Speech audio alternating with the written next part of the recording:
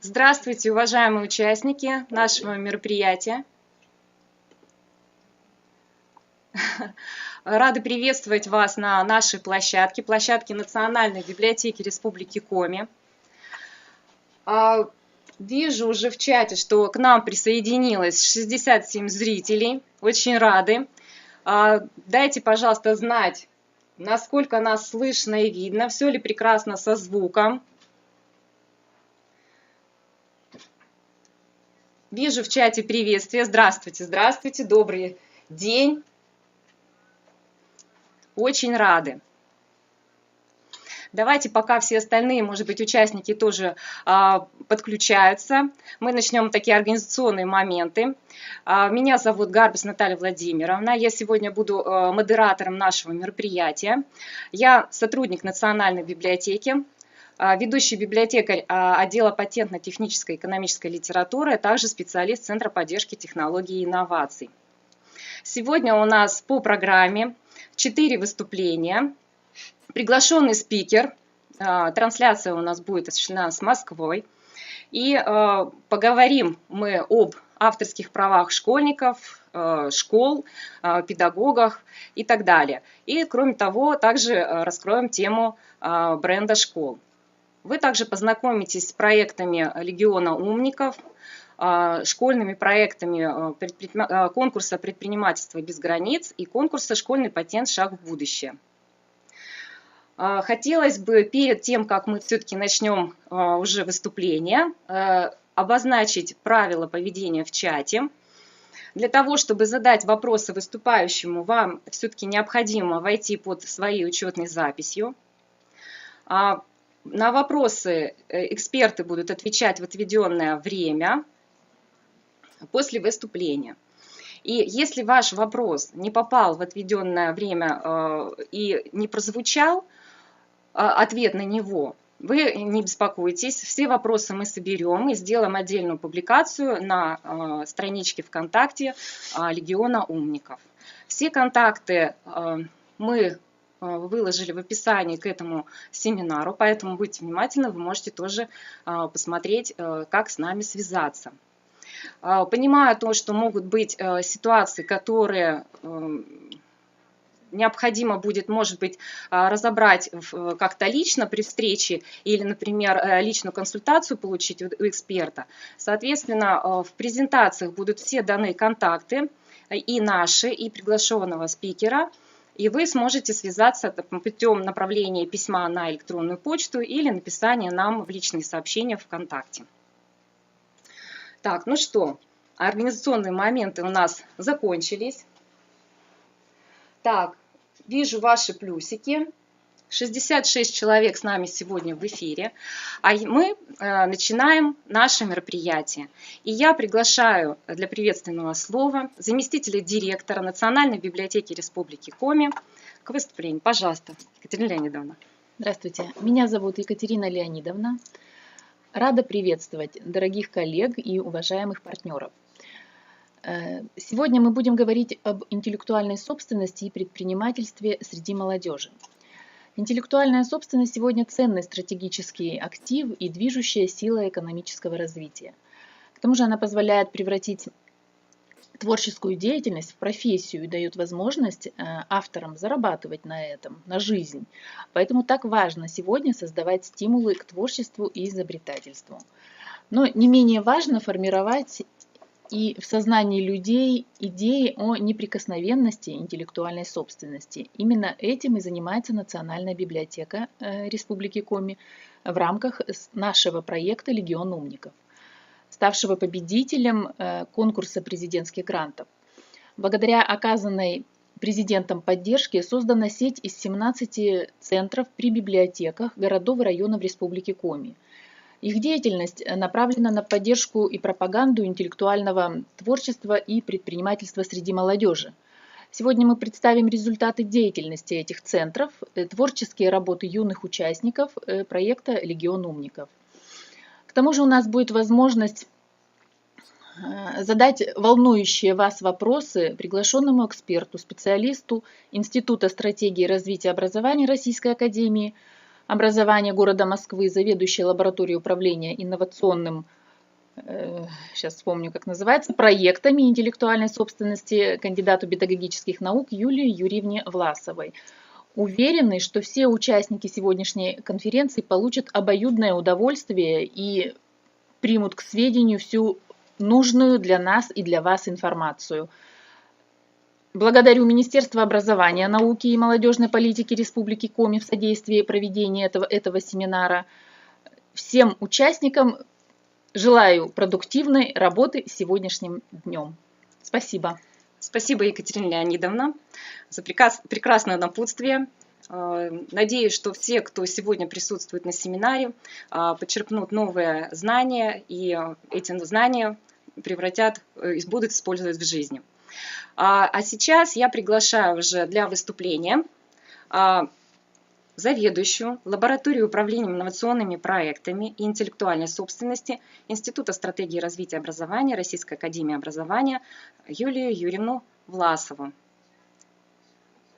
Подключаем Юлию Юрьевну. Так. Юлия Юрьевна, вы нас слышите? День добрый, коллеги. Так. Как слышно меня? Так, отлично слышно. Мы хорошо слышим. Мы вас видим, слышим, прекрасно. Коллеги, участники мероприятия, пожалуйста, отметьте в чатике плюсиками, если вы хорошо слышите и видите меня. Если вам видна презентация, поставьте, пожалуйста, плюсы в чате.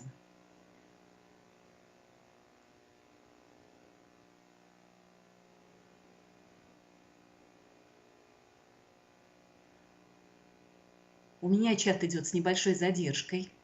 Я надеюсь, что плюсы сейчас появятся. Спасибо. Я буду время от времени просить вас реагировать в чате на то, что говорю. Я прошу вас задавать в чат вопросы, потому что тема, коллеги, сегодня одновременно и очень актуальная, и очень непростая из-за своей неразработанности, из-за того, что она очень новая для сферы образования. Я буду стараться говорить с вами максимально просто. Я очень ценю ваше время и знаю, что вопросы правовой культуры как таковой вас интересуют меньше, чем вопросы прикладные.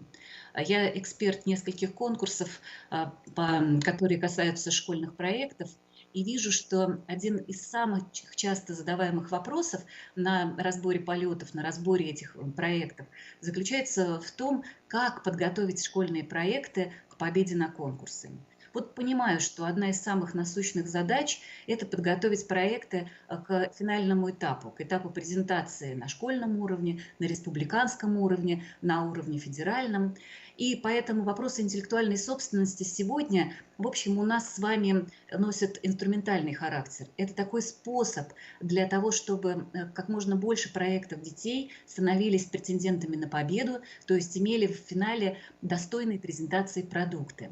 Азы метода проектов я, конечно, сегодня раскрывать не буду. Я уверена, что все, кто пришел на сегодняшние занятия, хорошо владеют методами проектов, ну или, по крайней мере, в теории знают, что это универсальный способ, который сейчас используется для активизации познавательной деятельности, для развивающей деятельности детей, начиная, ну, я, наверное, ничуть не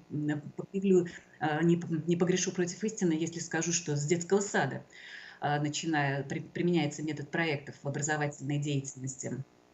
Поэтому сегодняшняя тема актуальна для всех педагогов, которые ведут уроки по любым предметам. Наверняка у каждого из вас, и даже наверняка у школьных библиотекарей, есть такая деятельность, как руководство школьным проектом, индивидуальным или групповым. Когда я говорю о школьном проекте, коллеги, я сразу вас сейчас предупрежу, что имею в виду и те примеры учебно-исследовательской деятельности детей, которые имеют место в образовательном процессе. Но поскольку учебно-исследовательская деятельность все-таки встречается реже, чем учебное проектирование, будем считать, что школьный проект, как деятельность, в результате которого возникает некоторый продукт, ну, в том числе, со всеми оговорками возможными, со всеми условностями и отчет о научно-исследовательской работе, это все вот тот самый наш с вами сегодня предмет разговора, ради которого мы собрались. Итак, как же строить школьное проектирование, как использовать метод проектов в своей работе для того, чтобы как можно больше детей дошли до финала этого процесса с хорошим настроением, с мотивацией, с интересом, с неугасающим желанием довести эту работу до конца, создать продукт, который можно представить на суд комиссии, жюри, чтобы проекты могли победить на серьезных конкурсах. Как сделать работу детей наполненной смыслом и отвечающей национальным целям развития образования. Как создать условия для развития творческого потенциала, для самореализации каждого ребенка. Метод проектов – это очень гибкий инструмент, и он позволяет как раз работать на развитие творческих способностей и интересов каждого ребенка. Как? Конечно, конкурсная ситуация, конкурсные мотивы и стимулы – это очень мощные мотивы для того, чтобы ребенок захотел довести свой продукт до конца, до совершенства, до презентации. Ну, коллеги, практика показывает, что, во-первых, некоторые дети, в силу своих особенностей, не делают такие продукты сразу самостоятельно. Им нужна помощь. К такой помощи не всегда удается им оказать в полной мере. И получив опыт неуспешного выступления на конкурсах, многие дети уже в начальной школе, к сожалению, теряют интерес к проектной деятельности. Вот у таких детей подходы к мотивации должны быть по отношению к таким детям несколько иными. Инструменты интеллектуальной собственности помогают таких детей включить в проектную деятельность. То есть, если им уже понятно, что, скорее всего, их продукт не победит на конкурсе, в силу разных причин, может быть, в силу негативного опыта, а мы можем предложить им создавать такой продукт, который позволит им в дальнейшем развить свою деятельность до стартапа. Что я имею в виду под стартапом? Это для школьных условий совсем не то, что имеется в виду в промышленности, в бизнесе. Стартап не обязательно работа, которая будет приносить деньги. Я имею в виду то дело всей жизни, которое может быть хобби у человека. То есть вот самый простой пример. Ребенок, допустим, девочка, увлекается кулинарией. И кулинария, очевидно, будет таким хобби, который станет сопровождать ее на протяжении всей жизни. Может быть, школьный проект связан с этим ее увлечением? Конечно, может. Может она победить на конкурсе, скажем, с дизайном тортов или с дизайном маффинов? На конкурсе школьном может, а конкурс республиканского уровня и федерального уровня нужно еще поискать. Вот такой конкурс, в котором есть номинация, подходящая для такого рода проекта. Согласитесь, что это не повод для того, чтобы ребенка переориентировать на конкурсы с более конъюнктурной тематикой, да? То есть на проект с более конъюнктурной тематикой. Нельзя говорить ребенку, который хочет разрабатывать дизайн тортиков в рамках проекта, что этот проект не победит на конкурсе. Это не педагогично. Как замотивировать ребенка на дальнейшую работу?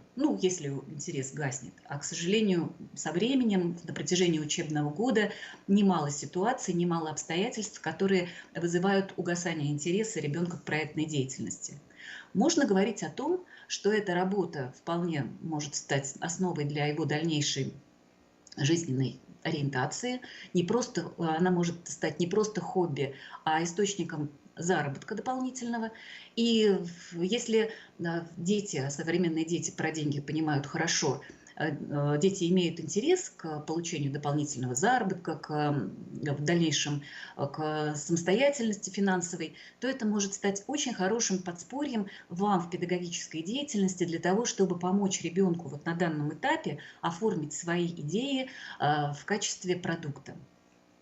Поэтому мы с вами сегодня говорим о любых проектах, не только о тех, которые имеют шанс на победу, но, естественно, когда мы ведем ребенка к победе на конкурс, нам нужно очень хорошо представлять себе, каким образом охранять авторские права на результаты этого проекта, кому они принадлежат, эти авторские права, и как сделать вот эту охрану перспективной, то есть не помешать ребенку в дальнейшем развивать этот проект и строить свою личную траекторию жизненного успеха. Такие ситуации, которые от незнания приводят к разрушению возможностей роста достижения жизненного успеха, к сожалению, тоже есть. Я буду на самых-самых простых примерах, коллеги, вам сегодня это иллюстрировать. Ну а для начала, чтобы я поняла, насколько вы включены вообще в проектную деятельность, в конкурсную деятельность, пожалуйста, отметьтесь в чате те, кто имел такой неприятный опыт участия в конкурсе, после которого вы, может быть, не понимали, по каким основаниям жюри присудило победу тому или иному проекту. Вот приняли участие в конкурсе, победил ваш проект или не победил, здесь не суть важно, но вы не понимаете, на основе каких критериев жюри присудило победу вот тому или иному проекту. Если были такие ситуации, пожалуйста, поставьте в чате плюсики.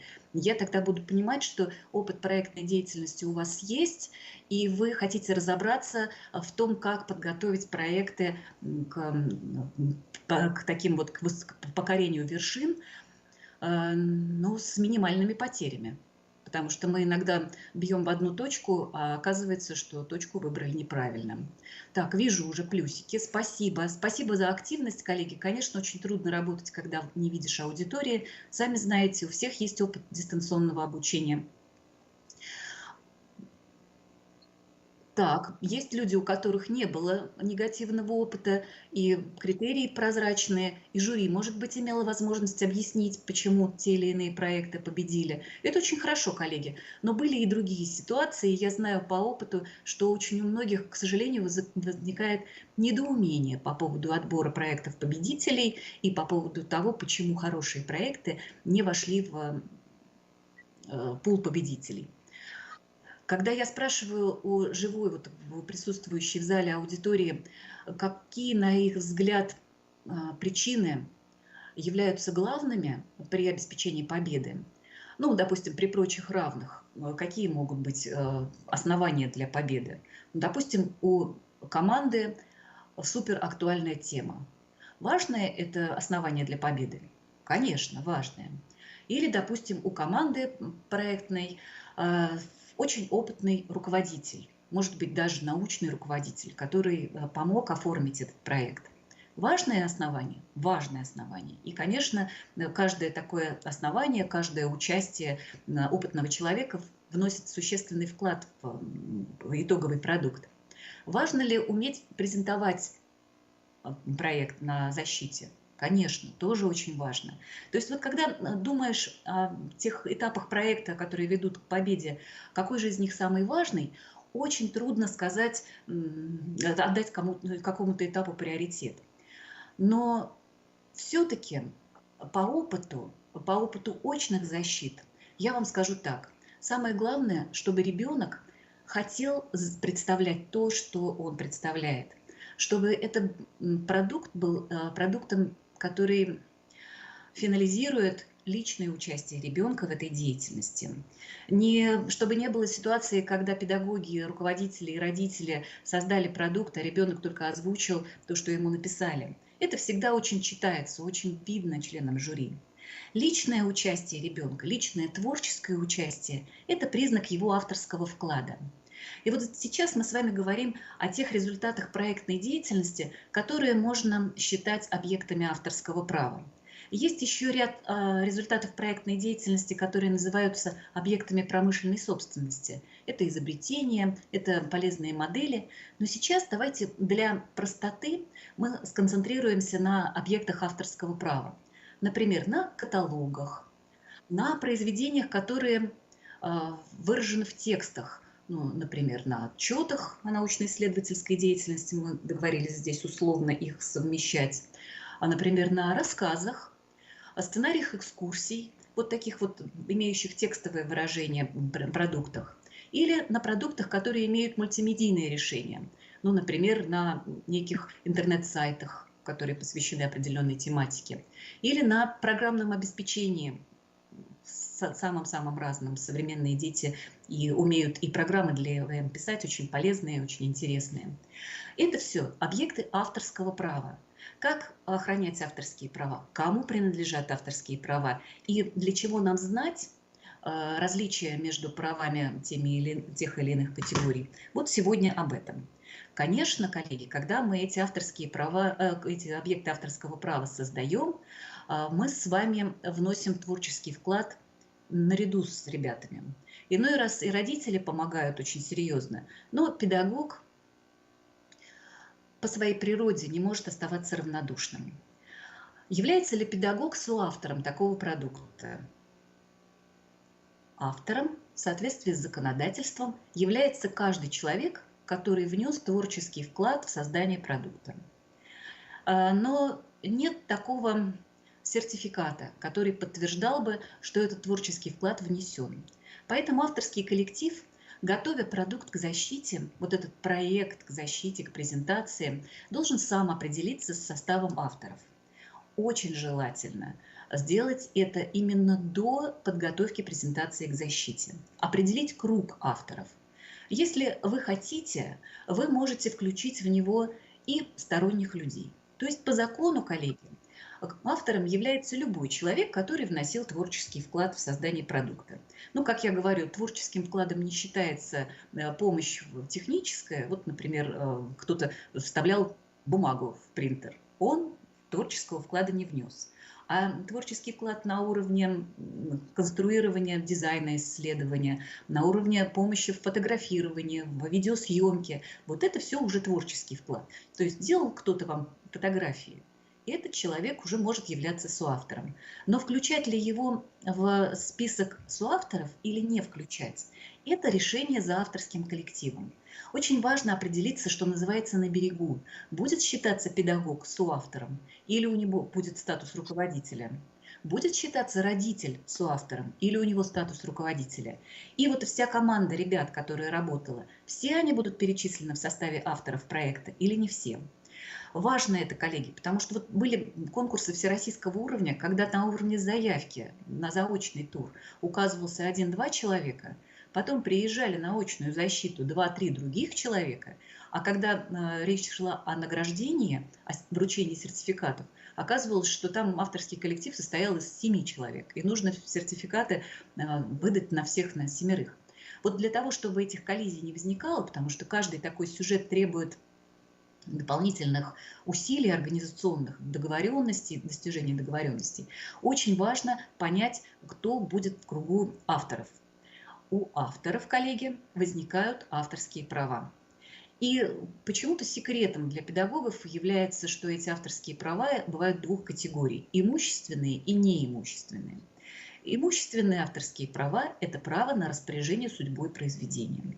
Неимущественные права – это право называться автором, право указывать свою фамилию или псевдоним на экземпляре произведения.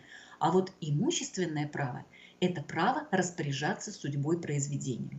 Будет ли оно опубликовано или не будет? Будут ли авторы получать патент на разработку, если она патентуема, или не будут?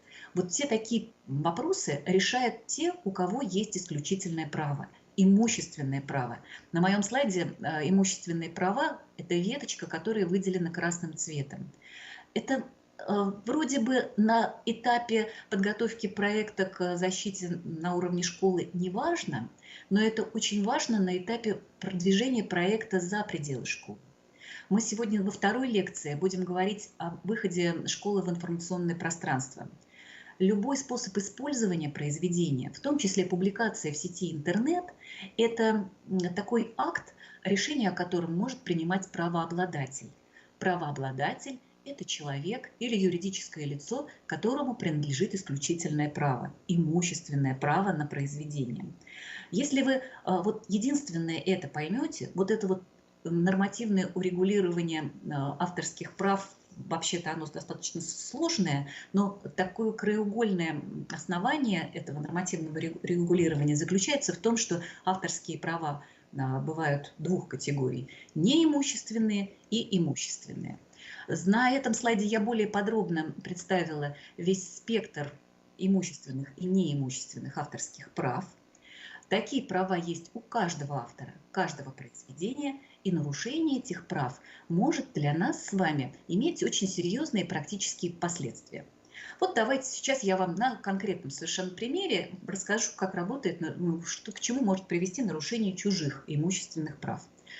договорились уже с вами, да вы, собственно, из жизни знаете, что на любые музыкальные произведения, на любые произведения искусства, на произведения литературы есть комплекс прав, которые нарушать нельзя. У нас, правда, с вами есть стереотип, что для целей, связанных с учебной деятельностью, можно. На самом деле это не так. Есть несколько исключений, но лучше на них не ориентироваться, когда вы готовите проект к защите. Есть такой прекрасный конкурс, я очень его люблю, он многолетний, конкурс буктрейлеров. В нем принимают участие дети самых-самых разных возрастов. Они делают видеоролики, двухминутные короткие видеоролики по прочитанным книгам. Прочитал ребенок книгу или команда прочитала книгу, захотела рассказать об этой книге другим ребятам, и в течение 2 минут она должна подобрать видеоряд, сопровождающие этот видеоряд слова, с помощью которых другие ребята, не читавшие книгу, увлекутся этим произведением, пойдут в библиотеку и такую книгу захотят взять с полки. В общем, задача совершенно благая. Технология в реализации этого проекта может быть самой-самой разной. Это могут быть мультфильмы, видеофильмы, ролевые, игровые или коллаж. Это может быть анимированная презентация. В общем, ребята сами определяются с технической стороной дела и создают этот буктрейлер. Конкурс буктрейлеров происходит таким образом. Каждый автор, каждый авторский коллектив загружает свой буктрейлер на определенное пространство в интернете. Ну, например, на видеохостинг YouTube. В течение определенного срока, который задан конкурсной комиссией, жюри, происходит загрузка авторами своих произведений на, ну, вот, скажем, в данном случае YouTube-канал. Потом закрывается возможность загрузки и начинает работать экспертная комиссия, жюри. Экспертная комиссия получает свои списки с заявками, заходит по адресу, который представили авторы, на YouTube-канал, пытается скачать оттуда видеоролик и оценить его. За время, которое происходит с момента загрузки до момента оценки этого видеоролика, происходит следующая вещь. YouTube производит оценку данного контента на предмет отсутствия нарушений авторских прав. И если в процессе создания видеоролика была использована, допустим, музыкальная композиция, на использование которой авторы прав не имели, то есть чужая композиция, которая охраняется авторским правом, YouTube высылает авторам предупреждение о том, что в их контенте нарушены авторские права третьих лиц. Авторы могут в это время проигнорировать это сообщение. Ну, допустим, в личный кабинет YouTube не заходить в течение вот этого всего времени. После истечения отведенного времени YouTube блокирует этот ролик. То есть он становится недоступным для оценки экспертного жюри. У нас были такие ситуации многократно. После этого в положении о конкурсе были специальным образом вынесены правила охраны объектов авторских прав третьих лиц, соблюдением этих прав. То есть было специальным образом проговорено, как нужно отбирать музыкальные произведения и фрагменты видео, если вы хотите их использовать в своем продукте. Вот этому детей, конечно, нужно учить. Столкнувшись один раз с таким последствиям нарушения авторских прав, конечно, каждый научится, осознает и будет какие-то превентивные меры принимать. Но согласитесь, это очень больно, потому что работа, скорее всего, была проделана не маленькая, дети претендовали на победу, и вдруг вот одной такой волшебной блокировкой у них все шансы на победу были отобраны. Поэтому мы, создавая свой объект авторских прав, всегда помним о том, что, используя чужие произведения, мы должны иметь на то основание. Использование – это самое-самое разное использование, в том числе включение чужих произведений в свое произведение. Это тот акт, на который разрешение должен давать правообладатель. Нужно с ним договориться, можно написать ему письмо, можно посмотреть, не открыл ли он свое произведение для всеобщего использования по лицензии так называемой Creative Commons. То есть нужно выяснить, не возражает ли автор против использования своего произведения вами на некоммерческих основаниях. потому что, естественно, речь идет в данном случае о том, что вы деньги с помощью этого произведения зарабатывать не будете. Для учебных целей, для информационных целей, для культурных целей, скорее всего, вам разрешение такое дадут. Но оно должно быть, у вас быть для того, чтобы минимизировать риски в дальнейшем. Автор может передумать, он может отозвать потом это разрешение, но у вас должно быть понимание вот этого механизма. Вы используете чужое произведение, чужую музыкальную композицию, значит, вы должны получить подтверждение, что вам такой акт разрешен. Конечно, безопаснее всего рисовать самостоятельно, писать музыку самостоятельно, записывать аранжировки самостоятельно, но далеко не у всех есть такая возможность, столько времени, столько навыков, поэтому мы вынуждены использовать в своих произведениях произведения третьих лиц. Благо, сегодняшние цифровые инструменты нам это позволяют, но всегда нужно помнить о том, что автор имеет право возразить. Если он возразит, вам придется заменить это произведение на другое. Технически это может быть сделать очень нелегко. Коллеги, вижу вопросы. Так, я отставлю на ответы на вопросы время в конце своей лекции. Нет, вернусь вот к этому слайду и буду говорить о проектах, интересных проектах дальше. Какие могут быть примеры оригинального создания объектов авторских прав? Ну, например, вот говорила я сегодня вам уже о каталогах. Конечно, современные средства, технические средства позволяют делать каталоги интерактивными. Что это такое? Это некоторая систематизация сведений по интересующей ребенка теме. Если каталог интерактивный, значит, будут привлечены средства фотографирования, возможно, видеосъемка. Должен быть в команде, который создает этот проект, редактор, который умеет красиво и грамотно описать конкретные объекты каталогизации. И, наверное, должен быть кто-то, кто специализируется в обработке этой информации и в представлении ее в компьютерном виде через интернет-ресурсы. Очень хорошо в создании такой команды учитель работает как координатор. Ребенок, как правило, не имея большого опыта реализации проекта, не может понять, как будет выглядеть итоговый продукт, кто ему в команду понадобится для такой работы. Для того, чтобы замотивировать ребенка на эту деятельность, нужно выявить его ребенка склонности и интересы. Спортсмен, конечно, с удовольствием будет принимать участие в работе по созданию каталога, связанного со спортом, как создатель контента. Скорее всего, ему понадобятся в команду помощники, которые будут обеспечивать художественное оформление, дизайнерское оформление, подбор материалов, размещение материалов, систематизацию материалов и публикацию этих материалов в итоговом продукте. Вполне возможно, что девочка, о которой мы с вами говорили в начале, увлекающаяся кулинарией и создающая дизайн тортиков, справится сама с тем, чтобы создать презентацию, допустим, в формате PowerPoint, с фотографиями ингредиентов, из которых она собирала свои тортики и создавала их дизайн, с примерами дизайна. Но, может быть, ей понадобится кто-то еще, кто ставит свет профессионально, так называемый фуд-фотограф, кто умеет вот эти фотографии подать более выигрышно. И эта команда, конечно, у обоих членов этой команды будут авторские права, они будут считаться соавторами проекта, и у обоих этих членов команды возникнут исключительные права распоряжаться судьбой произведения, принимать решения о дальнейшем продвижении этого произведения. Ну, например, вот про каталоги еще скажу. Был пример работы, очень показательный, на мой взгляд, у Вятской гимназии номер 1, которая создавала работы из льда. Каждый год такая прекрасная традиция в этой гимназии. Они в своем школьном дворе создают ледяные скульптуры. Для начала, конечно, в школе заранее, загодя, с осени, проводится конкурс на лучший дизайн ледяных скульптур. И вот такой каталог, он, конечно, носит очень рабочий характер, но для голосования он используется. Создается каталог эскизов. Здесь работа получается, коллеги, сложная, синтетическая, составная. Право использовать эти эскизы школа приобретает на условиях конкурса.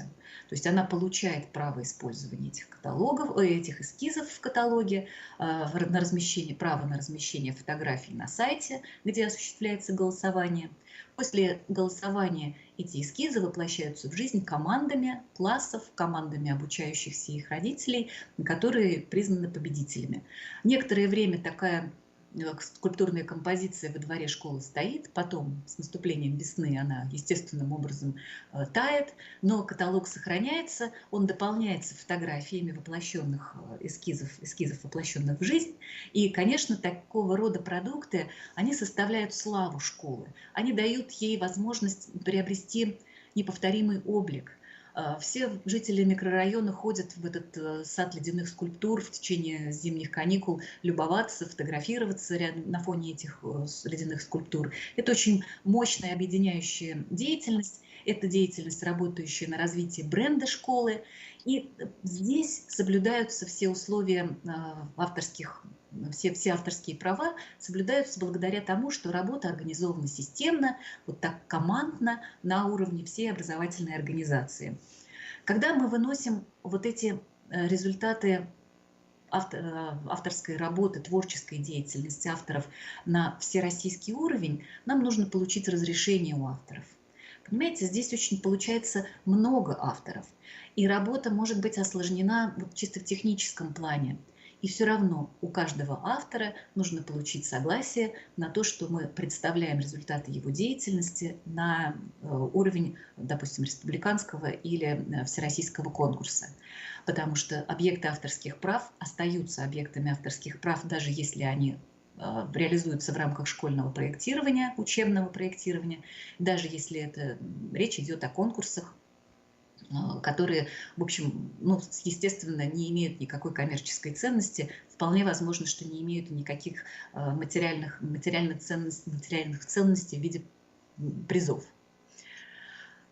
Коллеги, если есть вопросы, пожалуйста, напоминаю, что можно задавать их в чате. Расскажу вам, на мой взгляд, о прекрасном кейсе, который касается не объектов авторского права, а объектов промышленной собственности. Этот проект приехал из Екатеринбурга, приехал в буквальном смысле в 2018 году, впервые он был представлен в Москве. В 2019 году коллектив, который создал этот проект, подал заявку в Роспатент, и в 2020 году команда получила патент на изобретение. Коллеги, конечно, я понимаю, что в школах и на уровне, вот в вашем сейчас, на уровне библиотекарей школьных, очень и очень редко возникают ситуации, когда школьный проект заканчивается созданием продукта патентуемого, который может претендовать на получение патентов в Федеральной службе по интеллектуальной собственности. Но знать об этом надо. Вполне возможно, что среди ваших учеников есть такие одаренные, такие трудолюбивые ребята, которые способны создать результат интеллектуальной деятельности, претендующий на патентование. Давайте расскажу я вам поподробнее вот об этом изобретении. Сначала представлю вам тех, кто изображен на этих слайдах. Это екатеринбургские школьники. С ними работала Марина Владимировна Волкова, педагог дополнительного образования. Она сама была в течение многих лет, она химик по образованию, она была в течение многих лет увлечена идеей создания каких-то полезных продуктов из обычных водорослей. Вообще эта идея не нова. Я сразу скажу, что очень-очень много проектов, даже вот из числа тех, которые я имела счастье экспертировать, были связаны в свое время с попыткой получения каких-то полезных веществ из водорослей. Поскольку это очень доступный материал, на них легко проводить опыты, они легко размножаются. Я, коллеги, не химик. Я в этом понимаю очень мало, но я вот в данном случае вижу, что ценность данной разработки заключалась в том, что речь шла о пресноводных водорослях. которые размножаются в водоемах, находящихся рядом с теплоэлектростанциями в городе Екатеринбурге.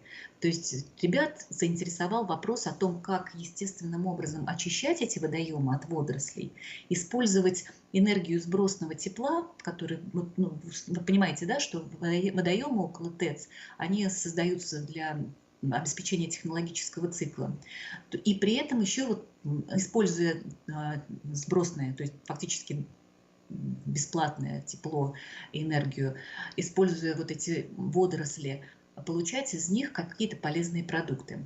В данном изобретении речь идет о создании биоэтанола из этих самых пресноводных водорослей. Ребята, девочка, которая на слайде в правом верхнем углу, придумали, каким образом ферментированием из этих водорослей перейти к биоэтанолу. Мальчики содействовали в создании установки для обеспечения этого процесса. Вы понимаете, что исследование это не уложилось в один учебный год. Оно было многолетним, оно подогревалось интересом самой Марины Владимировны к этой деятельности и поддержкой, которую обеспечивала образовательная организация.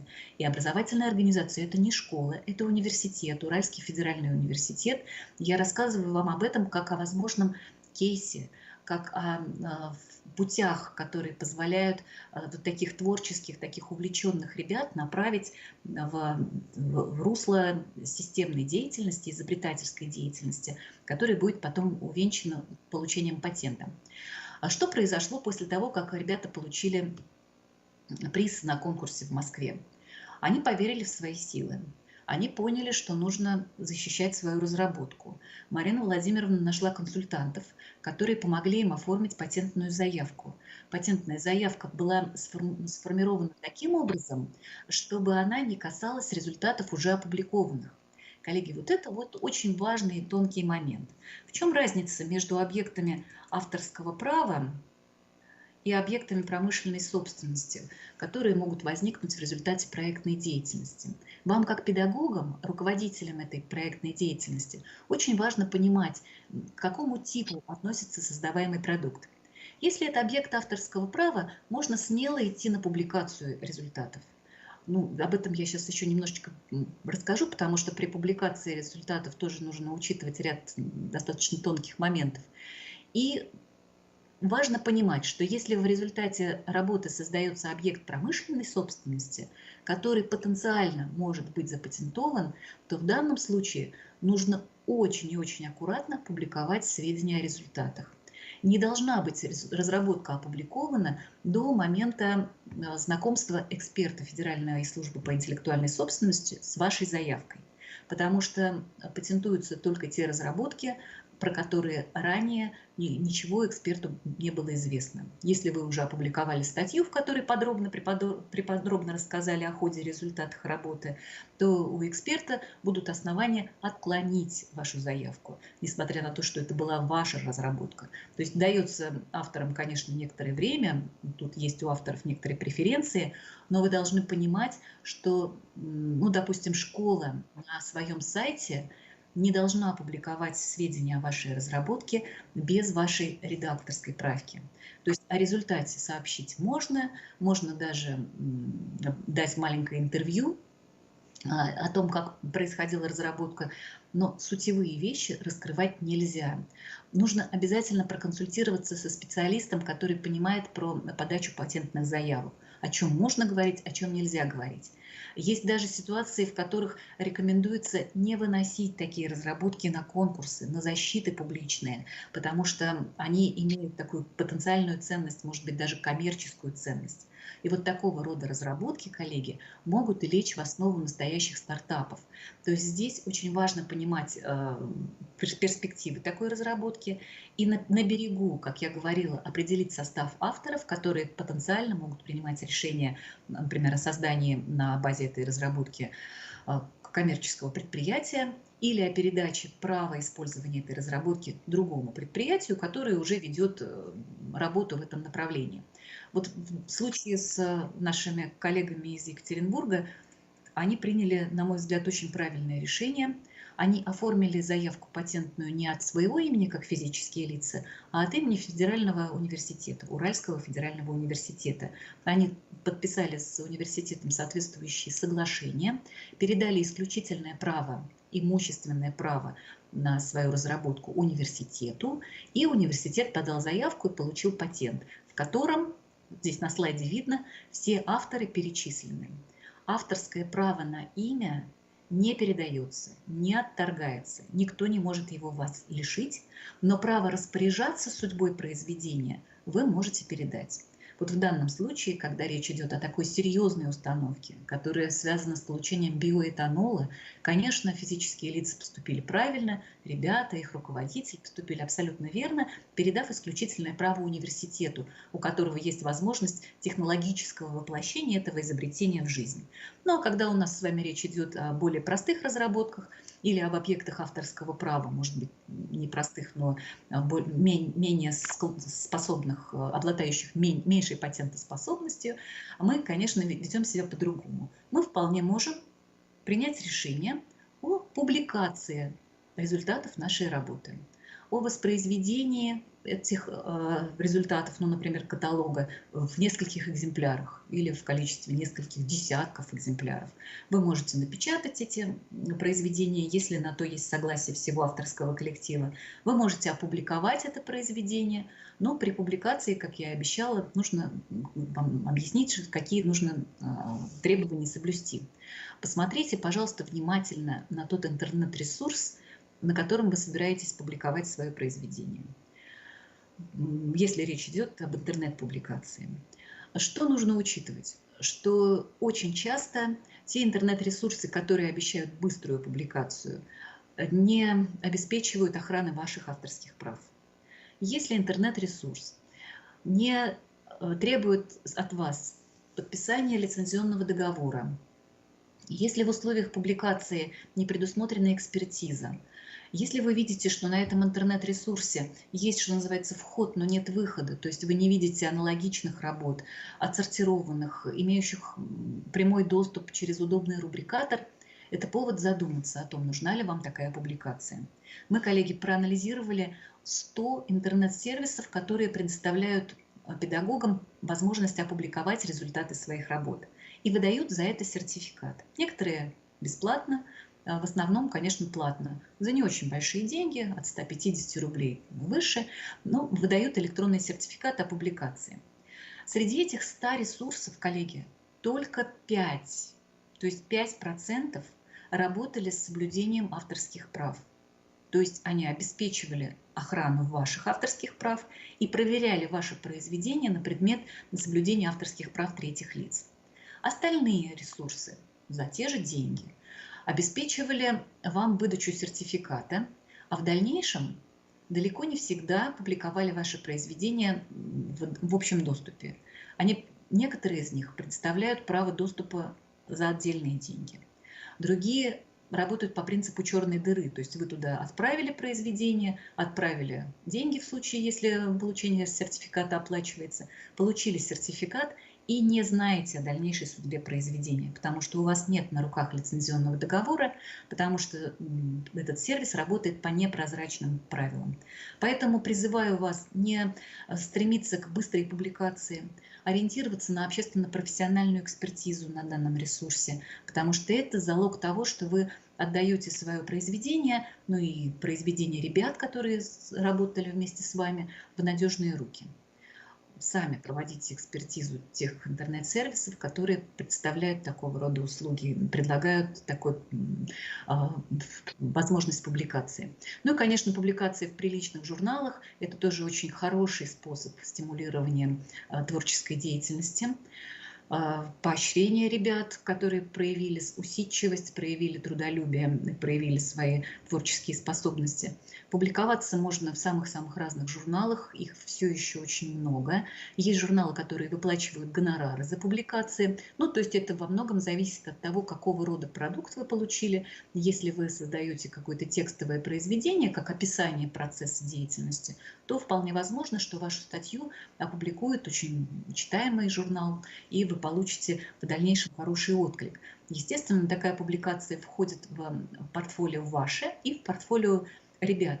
Для многих это может быть очень большим подспорьем при поступлении в институт и при построении дальнейшей профессиональной карьеры. Коллеги, еще раз напоминаю про вопросы, которые можно задать. На слайд я вынесла публикации, наши публикации, в которых можно глубже погрузиться в вопросы охраны интеллектуальных прав, в том числе на результаты проектной деятельности. Самая свежая публикация была нам прислана вчера. Это сборник материалов конференции, которые проводятся в рамках федерального проекта «Шаг в будущее». Но пока она не попала на слайд и пока она не попала в электронную библиотеку. Ее будут размещать, этот сборник будет обязательно в открытом доступе, но это дело некоторого будущего, ближайшего, я надеюсь, будущего. А сейчас, коллеги, я готова ответить на ваши вопросы. Так, Юлия Юрьевна,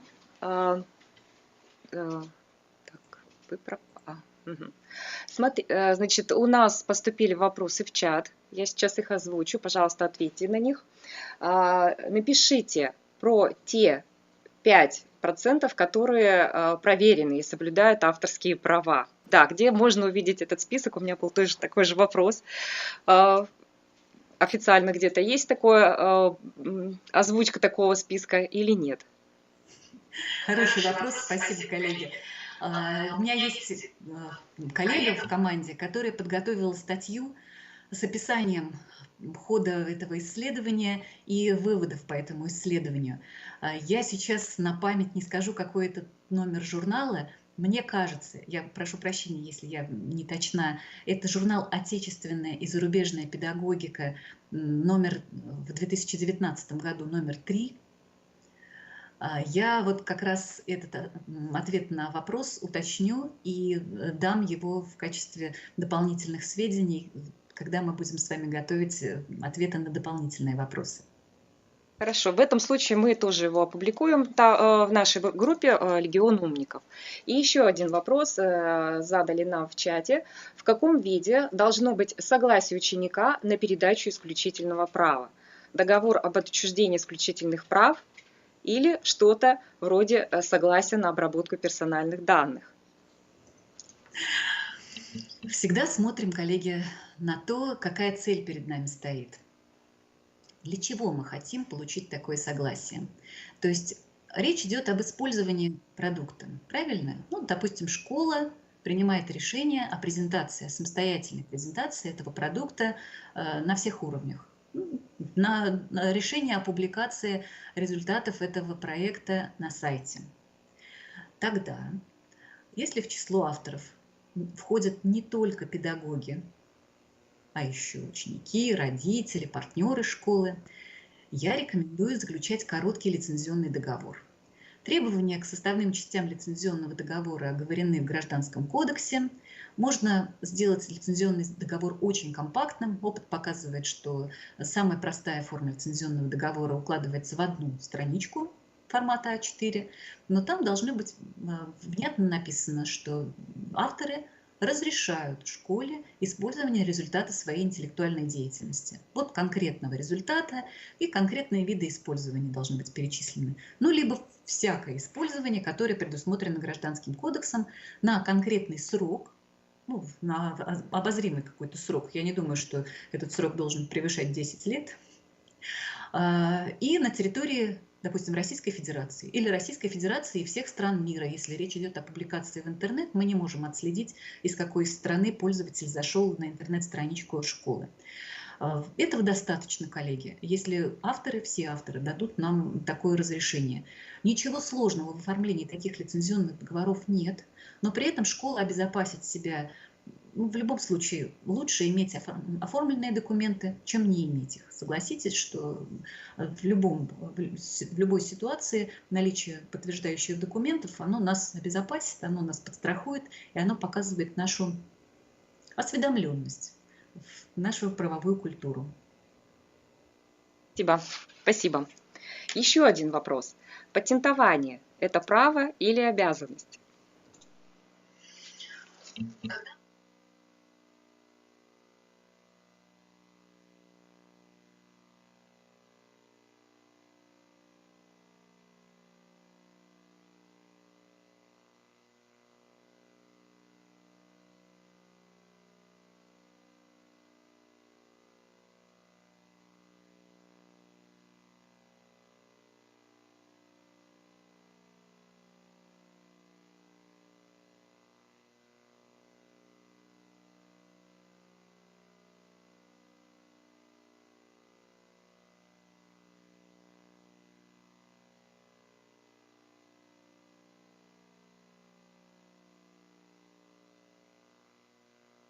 Комментируется по-другому. Так, спасибо. И еще такой вопрос. Скажите, пожалуйста, ваше мнение по поводу депонирования авторских работ. Вообще, это является необходимостью и возможностью депонирования? Давайте я для тех людей, которые не сталкивались с депонированием, поясню, что есть организации, ну, сервисы, которые предоставляют такую услугу. Депонирование – это размещение текста. Юлия Юрьевна, у нас были проблемы со звуком. Сейчас нормально, да. На предыдущем вопросе пропал, сейчас нормально уже. Мне повторить вопрос? Ответ Юлии на предыдущий вопрос. Ага. Пожалуйста, озвучьте, да, сначала ответ. Был вопрос, который касался патентования. Право это или обязанность? Правильно? Нет, мы говорим о депонировании. Предыдущий ответ было все прекрасно слышно, да. Хорошо. Последний ответ. Хорошо. Депонирование. Что это такое? Есть сервисы, которые позволяют разместить текст произведения. Ну, будем говорить о текстовом произведении, все-таки депонирование текстовых произведений прежде всего у нас популярно. Разместить текст произведения в определенном банке и получить сертификат, который подтверждает авторство этого произведения, ну или подтверждает факт размещения этого произведения человеком, который называет себя автором этого произведения. Коллеги, в вашей школьной практике депонирование, ну, я так аккуратно скажу, бесполезно. Нет таких результатов в практике школьного проектирования, которые требовали бы депонирования, оно связано с уплатой денег за размещение, за предоставление этих услуг. Такого рода произведений, которые бы могли иметь в перспективе коммерческую ценность, школьники, как правило, не создают. То есть это не романы, которые могут потом быть изданы многотысячными тиражами. Это гораздо более простые продукты. Депонирование вообще может иметь смысл только в очень редких ситуациях, которые связаны с судебными разбирательствами. Поскольку мы школьников, как правило, не ориентируем на судебное разбирательство, в том числе в битвах за авторские права, мы не будем вам говорить о депонировании. Это тоже право, причем факультативное. И вот мой опыт показывает, что продвигают идею депонирования сами владельцы этих сервисов. Спасибо большое за прекрасное выступление, за полезную информацию. У нас по регламенту ответы и вопросы закончились. Соответственно, перейдем уже, наверное, к объектам. Так, еще один вопрос. Давайте тогда последний вопрос поступил. Ответим на него, и все остальные последующие вопросы, которые будут поступать, мы уже, соответственно, опубликуем на страничке ВКонтакте. Как получить исключительное право? Елена Доронина извиняется, если повторно не расслышала. Хороший вопрос. На самом деле мне очень нравится, что расслышали про исключительное право. Это важно, и эта информация новая, она как бы не всегда заходит, что называется. Исключительное право на объекты авторских прав, коллеги, в случае школьного проектирования возникает у самих авторов. Объекты авторских прав, если это не служебное произведение, если это не результаты работы педагогов, а об этом мы будем говорить во второй части нашей сегодняшней встречи. Если это результаты работ школьников, их родителей при участии педагогов, то исключительное право возникает в момент создания произведения у авторского коллектива. Школа его получить Ну, на мой взгляд, не может. Если ей очень нужно, однажды у нас была в практике такая ситуация, когда школа получала исключительные права на использование логотипа. Был проведен среди школьников конкурс на создание логотипа школы. Это школа в городе Москве. Школа носит имя Достоевского Федора Михайловича. И вот такой вот был прекрасный, на мой взгляд, конкурс, настоящая проектная деятельность, когда школьники, все желающие с привлечением родителей и друзей, партнеров, разрабатывали логотип. Естественно, для того, чтобы логотип «Победитель» могла использовать школа, она должна была получить исключительное право. В этом случае с автором, с авторским коллективом заключались договоры авторского заказа. Я знаю это из практики. Договор отчуждения исключительного права тоже возможен, но эти договоры с коллеги сопряжены с тем, что право нужно будет ставить на баланс.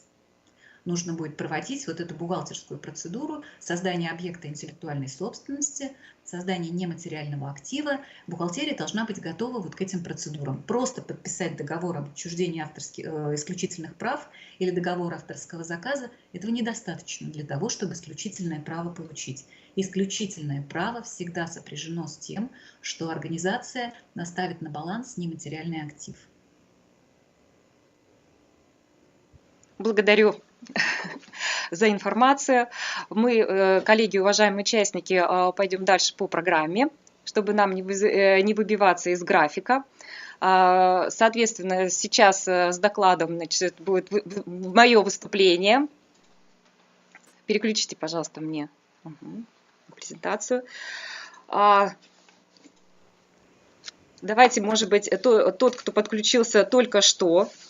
Меня зовут Гарбус Наталья Владимировна. Я являюсь сотрудником Национальной библиотеки Республики Коми, специалистом Центра поддержки технологий и инноваций, который создан также при Национальной библиотеке Республики Коми, и являюсь куратором конкурса «Школьный патент. Шаг в будущее» по Республике Коми. Что такое конкурс «Школьный патент. Шаг в будущее»? Это конкурс творческих школьных проектов учащихся. Это конкурс, который дает возможность получить знания об интеллектуальной собственности. Это конкурс, который дает понимание того, к какому объекту интеллектуальной собственности относится ваш результат интеллектуальной деятельности, а именно то, что ребенок создал в ходе школьного проектирования и так далее. И это прекрасная возможность получить знания о том, как возможно охранять свой интеллектуальный труд. Так. Минуточку. Переключите, пожалуйста, мне слайд. Так, все. Полное название конкурса – это Международный детский конкурс «Школьный патент. Шаг в будущее». И федеральными организаторами этого конкурса является Ассоциация центров поддержки технологий и инноваций, а также Центр международного сотрудничества «Кадуцей». Ассоциация ЦПТИ как раз действует по своей деятельности по развитию как раз политики и мероприятий, которые связаны с интеллектуальной собственностью, как на территории Российской Федерации, так и за ее пределами. А Центр международного сотрудничества КАДУЦЕЙ, он помогает развивать, поддерживать креативные проекты инновационные, как раз проекты молодежи. Данные два таких сообщества крупных, они действуют при поддержке Роспатента. И в сотрудничестве с очень известными организациями, это Всемирная организация по интеллектуальной собственности, Евразийское патентное ведомство, Комитет по науке и образованию и культуре Совета Федерации, Федерального собрания Российской Федерации. Очень интересное учреждение, это Министерство обороны Российской Федерации, то есть у них есть номинация, которая учреждена в этом конкурсе, специальная, ну и различные иные бизнес-сообщества, общественные и профессиональные объединения. Я уже сказала о том, что конкурс, он имеет статус международного. Дирекции этого конкурса расположены как и в Российской Федерации, так и имеют представительство в Кыргызстане и представительство в Республике Беларусь. Если вы хотите принять участие, и, допустим, вы проживаете в Республике Коми, а мы сейчас как раз и говорим из Сыктывкара, из столицы нашей республики, то для того, чтобы принять участие, вы должны подать заявочку как раз в нашу региональную дирекцию республики. Если так случилось, что в вашем районе, на вашей территории нет региональной дирекции, тогда вы подаете заявочки в межрегиональную дирекцию. Там эти заявочки проходят первый отборочный этап. Что конкурс «Школьный патент. Шаг в будущее» для нас сегодня? Библиотека, Национальная библиотека является региональной дирекцией. И у нас на сегодняшний день, это уже 5-летний стаж работы, в 2016 году была проведена первая церемония награждения. И хочется так отметить, что примерно ситуация такая была одинаковая, что и сегодня мы провели церемонию награждения и защиту ребят проектов, и на следующий день школы были также закрыты на карантин. Мы как-то очень так вовремя успели все это провести замечательно и все успеть. И кроме того, 2015-2016 учебный год, они показали то, что из всех представленных работ, которые были на конкурс заявлены, 50% практически это были школьные проекты города Воркуты. Поэтому вот хотелось бы передать огромный привет Воркуте, чтобы также отстаивали свои позиции и принимали участие в конкурсе, как и прежде. Конкурс «Школьный патент. Шаг в будущее» – это для нас более 1000 участников. Притом хочется отметить, что многие участники участвуют, такой каламбур, принимают участие ежегодно, из года в год предоставляя заявки. Есть у нас мальчишка, который с 1 класса участвует в конкурсе, и в 1, во 2 классе, в 3 он представлял такие работы, он умудрился поучаствовать в номинации мультипликация, в номинации робототехника, но это были такие командные работы, а вот уже в 4 классе он создал свои индивидуальные проекты, уже участвовал один, и попозже немножко я тоже расскажу о его работе. И очень приятно, что есть у нас такие ребята, которые готовы участвовать ежегодно и уже, можно так сказать, являются поклонниками конкурса, поскольку я знаю точно, что в этом году он тоже будет участвовать. Дальше. С 2018 года конкурс «Школьный патент. Шаг в будущее», именно республиканский этап, он стал частью проекта «Легиона умников». Проект заключался в том, что на базе муниципальных библиотек 17 городов и районов Республики Коми были открыты коворкинг-центры. И все желающие могли прийти. Вот вы видите районы, в которых был осуществлен этот проект. И каждый желающий мог прийти, получить знания об интеллектуальной собственности. Ему бы помогли ответить на те вопросы, которые его волнуют, позаниматься за нетбуками, если это была необходимость, и взять литературу, например, по предпринимательству. В таких коворкинг-центрах проводятся уроки по интеллектуальной собственности, по изобретательству, также уроки по предпринимательству, и достаточно они интересные получаются, поэтому если у вас будет желание, пожалуйста, подключайтесь, обращайтесь в библиотеки, и обязательно для вас тоже также проведут такие уроки. Конкурс «Школьный патент. Шаг в будущее» для нас это 129 школ, которые приняли участие, и 284 педагога. Огромное спасибо здесь хочется сказать педагогам, потому что многие педагоги также сподвигают и мотивируют ребят участвовать в этом конкурсе. И участвуют целыми коллективами, пишут сценарии режиссерские, снимают видеофильмы, мультфильмы, рисуют рисунки целыми классами, присылают их к нам на конкурс. Поэтому огромное спасибо им за такой большой труд. Для нас конкурс «Школьный патент. Шаг в будущее» – это 804 работы. Это 180 региональных победителей, и из них, которые 91 человек, ребенок победили на уровне финала. Финалисты, как правило, приглашаются в Санкт-Петербург для церемонии награждения. Для этого, как обычно, предоставляется день, это 26 апреля, и празднование происходит как раз вот в 26 апреля, в день, Международный день интеллектуальной собственности. В рамках, поскольку наш конкурс, республиканский этап, входит в региональный перечень, как он правильно называется, сейчас скажу, перечень региональных олимпиад и иных интеллектуальных, творческих и спортивных конкурсов, мероприятий, направленных на развитие интеллектуальных и творческих способностей, способностей к занятиям физической культурой и спортом, интереса к научной, творческой и так далее, физкультурно-спортивной деятельности, то сведения о победителях-призерах республиканского этапа конкурса, они вносятся в модуль «Одаренные дети» Государственной информационной системы Республики Коми «Электронное образование». И данную информацию собирает у нас региональный центр выявления и поддержки одаренных детей в области искусства, спорта и науки.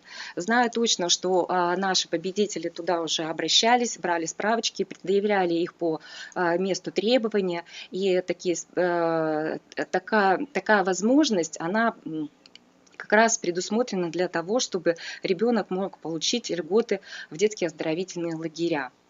Кроме того, мы в течение пятилетней работы сотрудничаем с Сыктывкарским лесным институтом, КРАКСИУ, и Сыктывкарским Сыктывкарским государственным университетом. СЛИ и КРАКСИУ учитывают индивидуальные достижения наших призеров, и при поступлении ребята могут воспользоваться дополнительными баллами к ЕГЭ.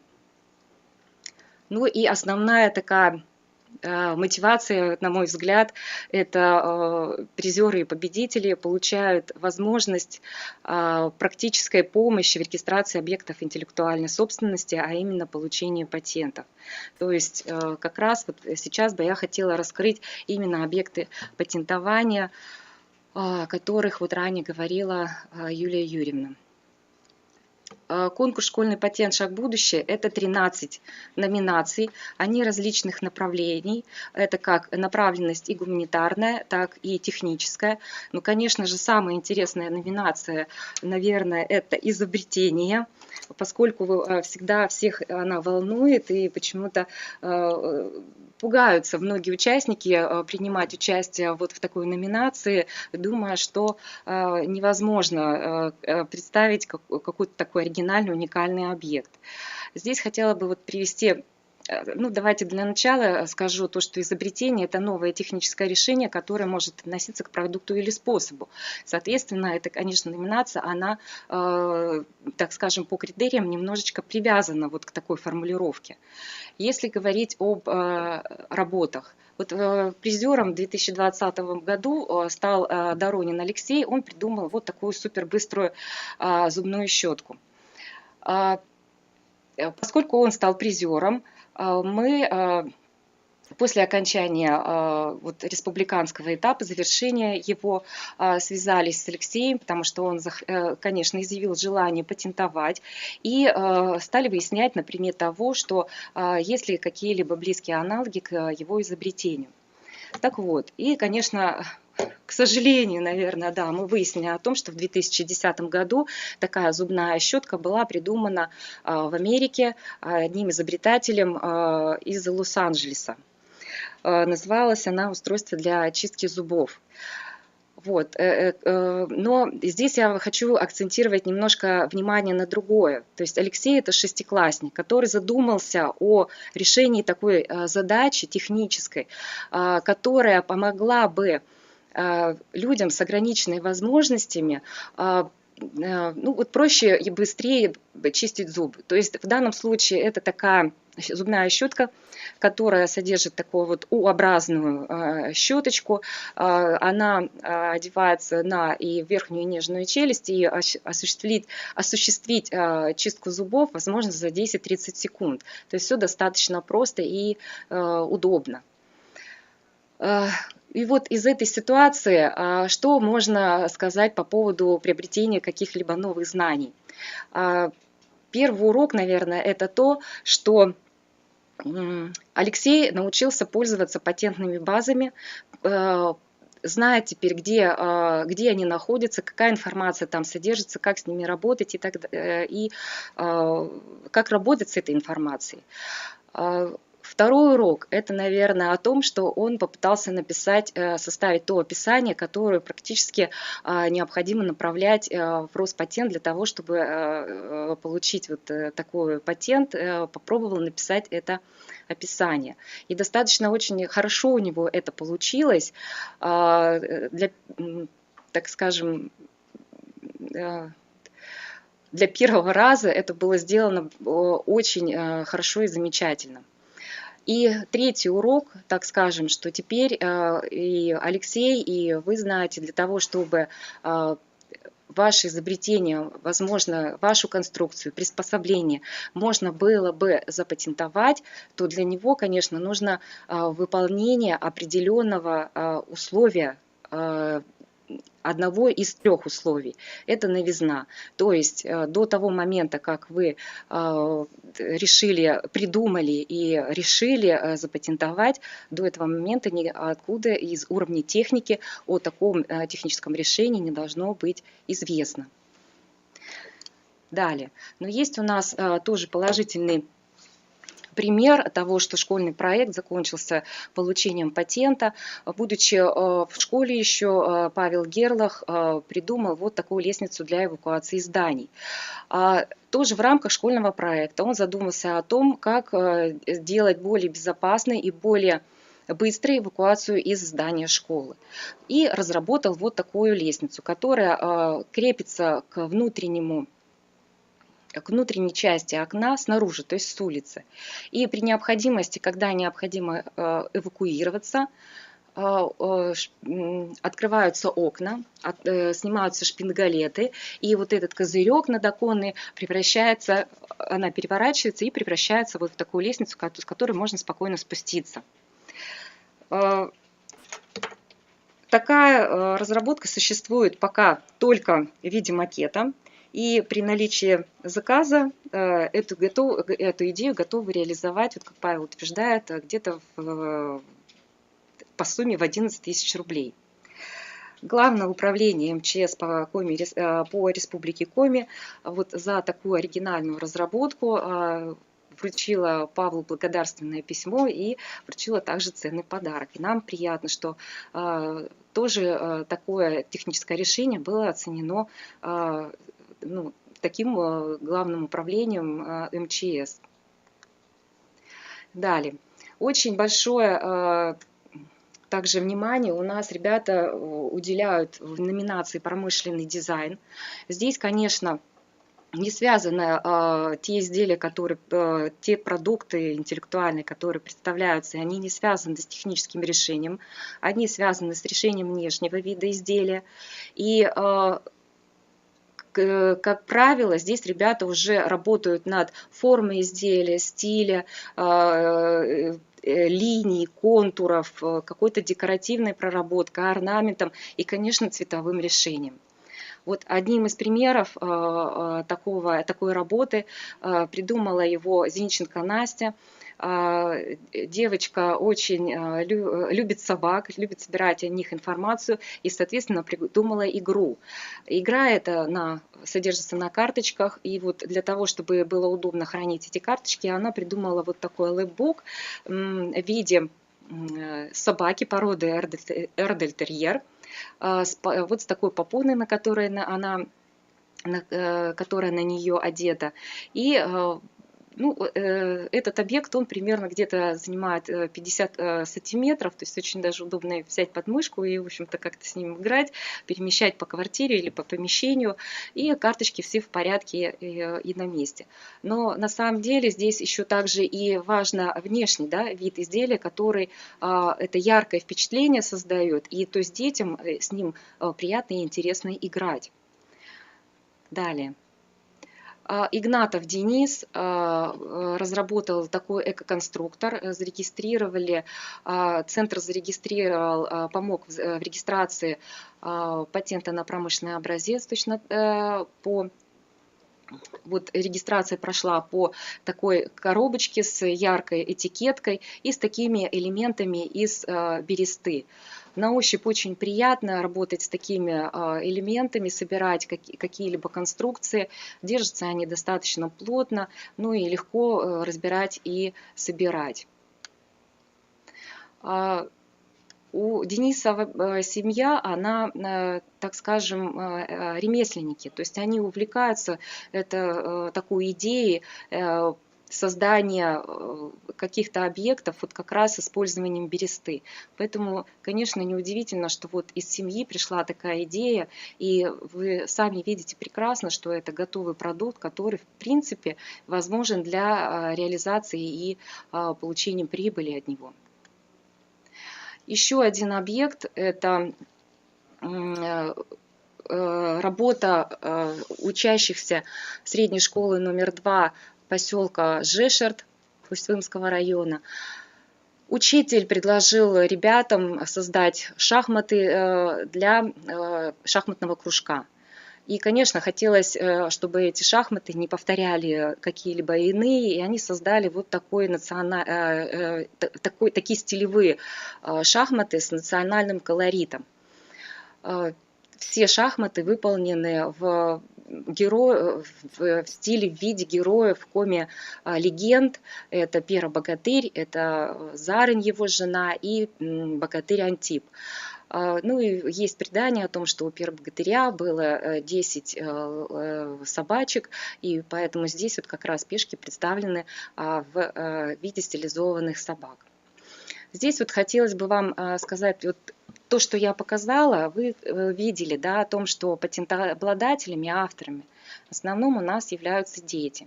И ни в одном из состава авторов нет педагогов.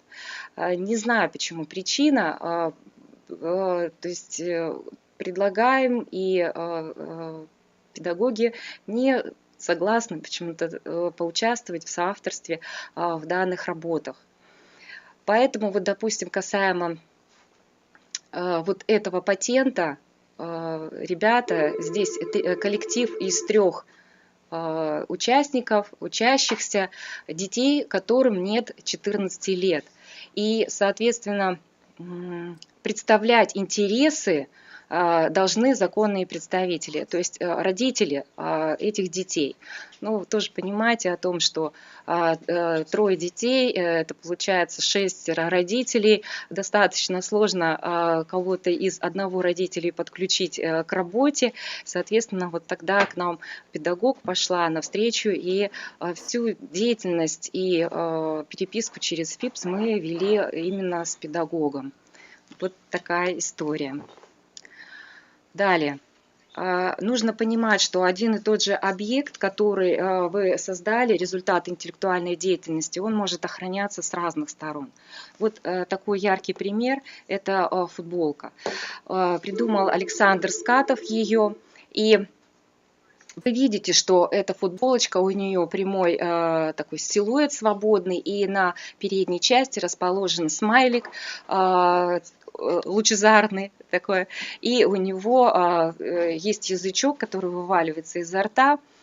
Это, в общем-то, внешний вид изделия, который мы видим, яркий, веселый образ. Но здесь есть еще и конструктивное техническое решение.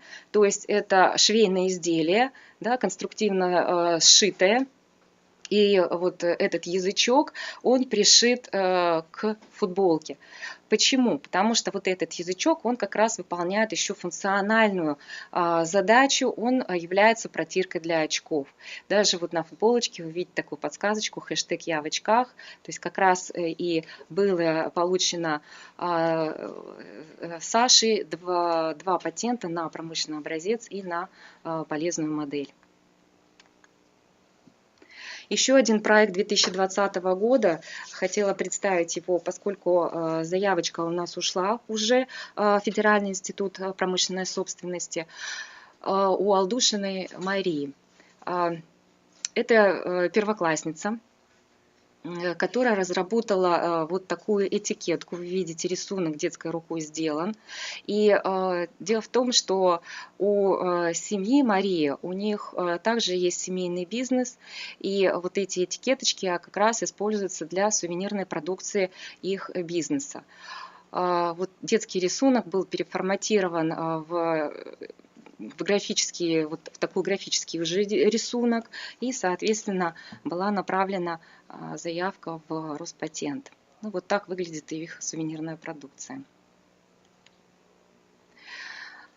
Очень популярная номинация – это мастер дизайна. Ну, в простонародье это просто рисунок. И здесь, конечно, очень много работ представляется в этой номинации, но хочу сказать, что и конкурентность здесь значительно выше, значительно сложнее здесь победить. И теперь хочу показать вам работы ребят. Архитектура будущего – это наше будущее с вами. В таких домах мы будем, наверное, уже скоро жить. С левой стороны рисунок у Трошевой Дарьи – это дом контрабас. То есть здесь вы видите, что использованы очень интересные оригинальные линии. И такие линии плавные где-то, да, такое интересное конструктивное решение. И сама Дарья пишет о том, что в пояснительной записке к этому рисунку, что, возможно, тех технологий, которые на сегодняшний день есть, нет для того, чтобы построить дом. И она надеется на то, что это будет возможно сделать в будущем. И вот мальчишка, про которого я говорила, это Тестин Демид, он как раз придумал, который ежегодно участвует у нас в конкурсе, он придумал как раз вот такой воздушный ботанический сад. То есть это основное сооружение данного парка, вытянутое оранжевое полукольцо, оно служит опорой для самого воздушного ботанического сада, который располагается вверху под купольной крышей. Сделано оно из полупрозрачного прочного пластика, армированного металлическим каркасом. То есть, видите, ребенок уже не просто внешне определяет, как должно выглядеть это здание, но и он также обозначает конструктивные элементы и те материалы, которые он использует для создания такого объекта. И еще один рисунок, это рисунок Ушаковой Насти, второклассницы, село Кайгородок. И хотелось бы тут даже зачитать пояснительную записочку, которую она приложила к рисунку. В будущем на нашей планете будут жить не только люди, но и жители других планет. Поэтому дома будут многоэтажными, с выходом в космос, чтобы всем было удобно добираться до дома. Квартиры будут овальными, прозрачными капсулами, чтобы можно было полюбоваться красотой неба и земли. А когда нужно, стекла будут непрозрачными. Квартиры в доме будут соединены между собой лифтоходами. Вот такие интересные решения архитектуры будущего.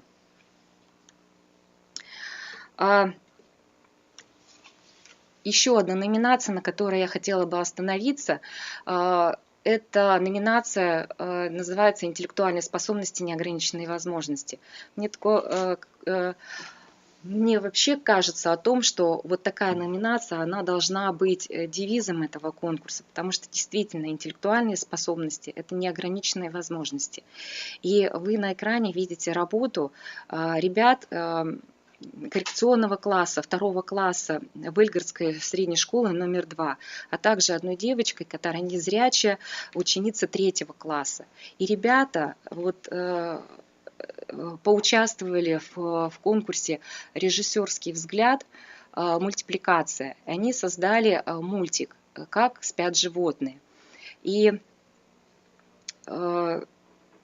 Себя ребята попробовали в разных ролях: режиссера, оператора, сценариста и художника-мультипликатора. И вот распределение ролей между участниками было, и распределение функций. Ребята очень хорошо включились в работу, им было очень интересно заниматься созданием такого мультфильма. Но они столкнулись, конечно, с рядом трудностей.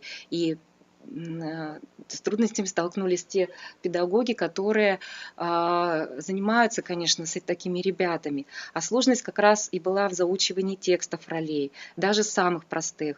Сложность была удержать их внимание, чтобы довести деятельность до конца. А вот незрячей девочке было сложно соотнести озвучиваемый текст с происходящим на экране сюжетом. И также в силу того, что слабо развитой моторики рук, изготовление персонажей мультфильма занимало больше времени, чем планировалось. Но первые неудачи ребят не сломили, и они продолжили работу над этим проектом, и с желанием, упорством продолжали и сделали вот такой замечательный мультфильм. И честно говоря, вот такая работа, она вдохновляет, потому что преодоление каких-то препятствий и неудач, и получение вот такого колоссального результата, мне кажется, нужно об этом говорить, и это тоже как бы в рамках конкурса может как-то помогать, да, делать свое становление и саморазвитие. Поэтому мы тоже приглашаем вас, всех участников сегодняшнего семинара, к участию в конкурсе «Школьный патент. Шаг в будущее». Заявки у нас уже принимаются. Если вас заинтересовала эта информация, обязательно приходите к нам на страничку ВКонтакте. Вы видите сейчас ее на экране. И мы также надеемся на том, что вы станете участником и также будете поклонником конкурса «Школьный патент. Шаг в будущее». На этом выступление мое закончено.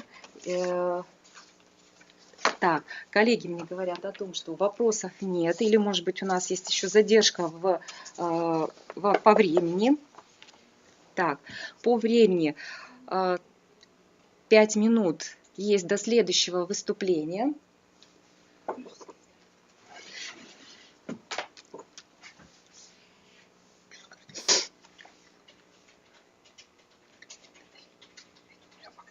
Так, да, вы видите, пожалуйста. Так, ну что, поскольку вопросов нет, соответственно, мы тогда продолжаем наше мероприятие, и я приглашаю снова для выступления заведующую лабораторией управления инновационными проектами и интеллектуальной собственности Институт стратегии развития образования Российской академии образования Власову Юлию Юрьевну. Право на контент, официальные страницы школ в соцсетях. Пожалуйста. День добрый, уважаемые коллеги.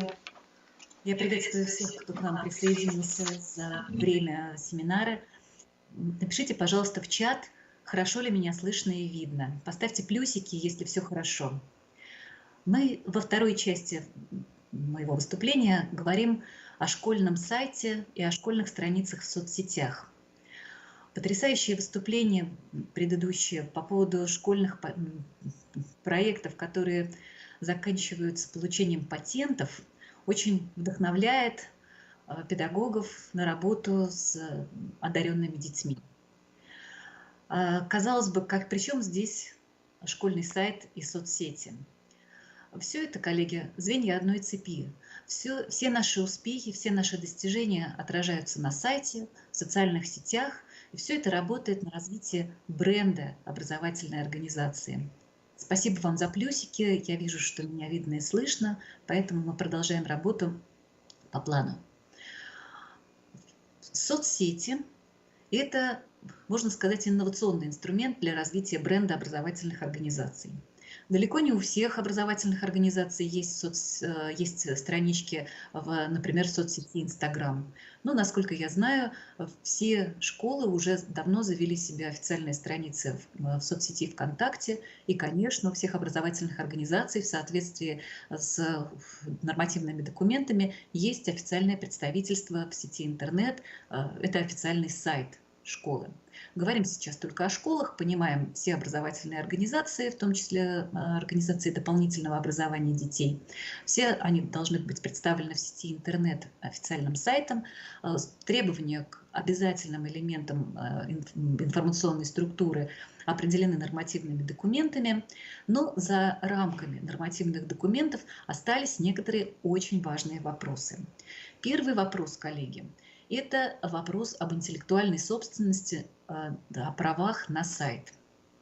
В некоторых регионах этот вопрос решен централизованно. И сайты школ являются интеллектуальной собственностью департаментов образования, местных, региональных органов управления образованием. То есть имущественные права, исключительные права на сайты школ принадлежат централизованно департаменту или управлению образованием. Департамент или управление создал единую платформу, обеспечивает серверную поддержку, обеспечивает программным обеспечением школы, которые размещают свои сайты на этой платформе. Все централизованно, работает официально, и школы отвечают только за контентное наполнение сайтов. Есть регионы, в которых такое решение еще не создано. И каждая школа сама создает, как встарь, свой официальный сайт, сама находит технические возможности для его размещения, сама платит из своих средств за провайдеру за имя сайта и так далее. То есть все на откуп школам отдано, и школы в этой ситуации действуют как могут. Я, коллеги, на каждой встрече спрашиваю у руководителей образовательных организаций, как они решают этот вопрос в случае, если это не Москва, где централизованно этот вопрос решен. Каждый рассказывает мне историю очень, в принципе, похожую. Сайт написал учитель информатики с привлечением, может быть, старшеклассников. Отвечает за контент сайта одна из педагогов, как правило, учитель русского языка и литературы, который грамотно пишет. И уж каким образом там происходит оплата за хостинг, это они предпочитают даже не говорить. То есть частным образом создан сайт, частным образом зарегистрирован сайт, мы его считаем официальным сайтом образовательной организации и наполняем его совершенно официально. Конечно, эта ситуация неверная. Сайт образовательной организации – это результат интеллектуальной деятельности. На него должны быть оформлены интеллектуальные права, исключительное право. Если это разработка педагога или разработка школьников, это не изменяет ситуацию в нормативном плане. На сайт должны быть интеллектуальные права, и они должны быть закреплены у юридического лица или у учредителя этого юридического лица. Теперь, что касается контента. Педагог, который отвечает за наполнение сайта, это человек, который создает результаты интеллектуальной деятельности. Я в предыдущем своем выступлении подробно рассказывала о том, чем отличаются разные результаты интеллектуальной деятельности друг от друга. Так вот, программное обеспечение, на котором работает сайт, это один результат интеллектуальной деятельности, а контент сайта – это целая совокупность других результатов интеллектуальной деятельности. Мы сайт наполняем фотографиями, видеоконтентом, текстами, репортажами, официальными документами нормативными. У каждого этого документа есть свой автор. У автора есть права, которые могут составлять как неимущественные авторские права, то есть право автора на имя, право на упоминание этого имени при публикации произведения. Так, на это произведение есть и исключительное право. И вот здесь опять тот нюанс, на котором я концентрировалась в своем предыдущем выступлении. Исключительное право на произведение – это право принимать решение, например, о публикации этого произведения в сети интернет. Такое право должно быть у школы. Если это право никак не оформлено, и школа принимает решение о публикации произведения самостоятельно, не оформляя это право, до поры до времени она просто выполняет решение вышестоящих органов и подчиняется этому решению. Но нужно понимать, что при этом происходит нарушение Гражданского кодекса. Что может быть в нашей жизни страшнее, чем нарушить закон? Только нарушить кодекс. Если должны быть оформлены права, лучше их оформлять. Каким образом это сделать в реалиях школьной жизни? Тот педагог, который отвечает за контент официального сайта, должен быть назначен на выполнение этих должностных обязанностей специальным приказом. У него должны быть расширены должностные обязанности. Таким образом, с помощью оформления дополнительных должностных обязанностей, таких как создание контента официального сайта, мы решаем вопрос с правами.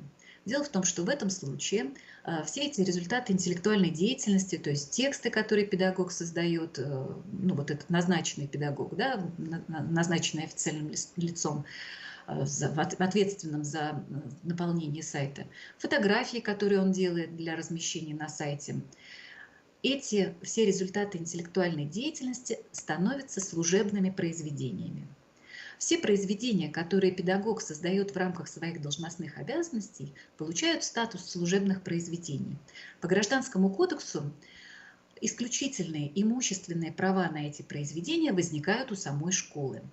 То есть если у нас есть документ, приказ, по которому конкретный педагог назначается ответственным за наполнение сайта, если у него есть дополнительное соглашение к трудовому договору, где список его должностных обязанностей расширен, то школа таким образом приобретает имущественное право распоряжаться судьбой произведений, созданных этим педагогом.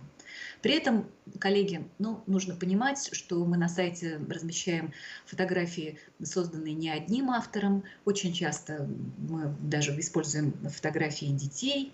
Очень желательно на каждой фотографии в графическом простейшем редакторе мелкими буквами в одном из уголков указывать авторство человека, который создал этот снимок. Фото пишем мы, ставим двоеточие и дальше фамилию и имя того человека, который предоставил право использовать эту фотографию на сайте. Таким образом, мы хотя бы частично соблюдаем авторские права третьих лиц. Это что касается официального сайта. А вот с социальными сетями, коллеги, ситуация немного иная. Что такое вообще социальные сети?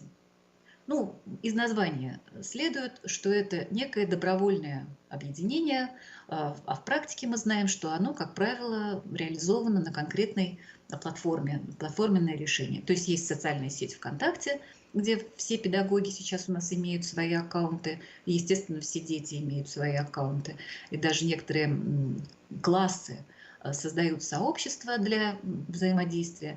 Все это происходит в рамках одного платформенного решения. Есть иные социальные сети, где все больше и больше детей появляются.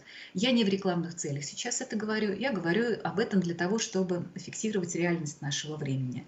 Все мы сейчас в социальных сетях. В период дистанционного обучения нагрузка на социальные сети была установлена дополнительно. У нас через социальные сети реализовывалась часто не только воспитательная деятельность школы, но иногда и образовательная деятельность. У нас реализовывалось много проектов в социальных сетях. Это были очень интересные проекты. Вот особенно, мне кажется, была интересная работа, которая была связана с празднованием 75-летия Великой Победы в Великой Отечественной войне. Социальные сети просто взрывались от активности пользователей. Размещали ребята свои произведения, там, фотографии, рисунки, видеозаписи. Это было очень правильным использованием потенциала и ресурса социальных сетей. Вообще ресурс велик. Конечно, мы видим множество примеров того, как используют этот ресурс коммерческие организации. В первую очередь для развития своего бренда. То есть это бренд коммерческих организаций, это продвижение продуктов и это развитие личных брендов конкретных пользователей, так называемых блогеров. Ребята наши, обучающиеся, в большом количестве случаев тоже хотят быть блогерами. Это желание естественное, их привлекает такая яркая картинка. И многие, попробовав эту роль, выясняют для себя, что работа блогера очень трудна. Она действительно непростая. Работа блогера, успешного блогера, сопровождается работой целой команды. Об этом мало говорят, потому что это не публично, это не витринно, это не так красиво. Это рутинная работа, во многом требующая системности, усидчивости, трудолюбия, умения, стиснув зубы, преодолевать себя, но успех, конечно, впечатляет. Если бы мы, коллеги, использовали вот это свойство соцсетей, свойство создавать успех на в мобилизации лучших личностных качеств, создавать успех на формировании и развитии компетенций 21 века, то я бы считала, что мы полностью используем те потенциалы, которые социальные сети для образовательных организаций несут. Но мы зачастую упускаем эти возможности. И вот эти проектные попытки наших ребят создать собственные аккаунты остаются зачастую за пределами зоны внимания педагогов. Почему-то такие проекты не возникают сейчас как грибы после дождя. Почему-то мы не поддерживаем создание аккаунтов в Инстаграме или в ТикТоке. Почему-то мы не руководим такой работой. Совершенно напрасно. Давайте вот сейчас посмотрим, что же мы делаем в соцсетях. Для чего же мы создаем бесчисленное количество аккаунтов, которые, ну, как наш анализ показывает, на самом деле не соответствуют духу социальных сетей. Что такое аккаунт в соцсети? Это некоторая площадка для взаимодействия.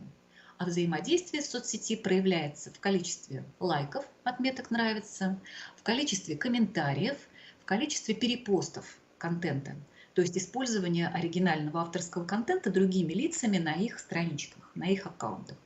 Говоря о создании объектов авторских прав, мы в первую очередь в приложении к соцсетям говорим о том, что этот контент должен быть оригинальным, он должен быть привлекательным, и только тогда его публикация на страничке в соцсети вызывает лайки, комментарии и перепосты.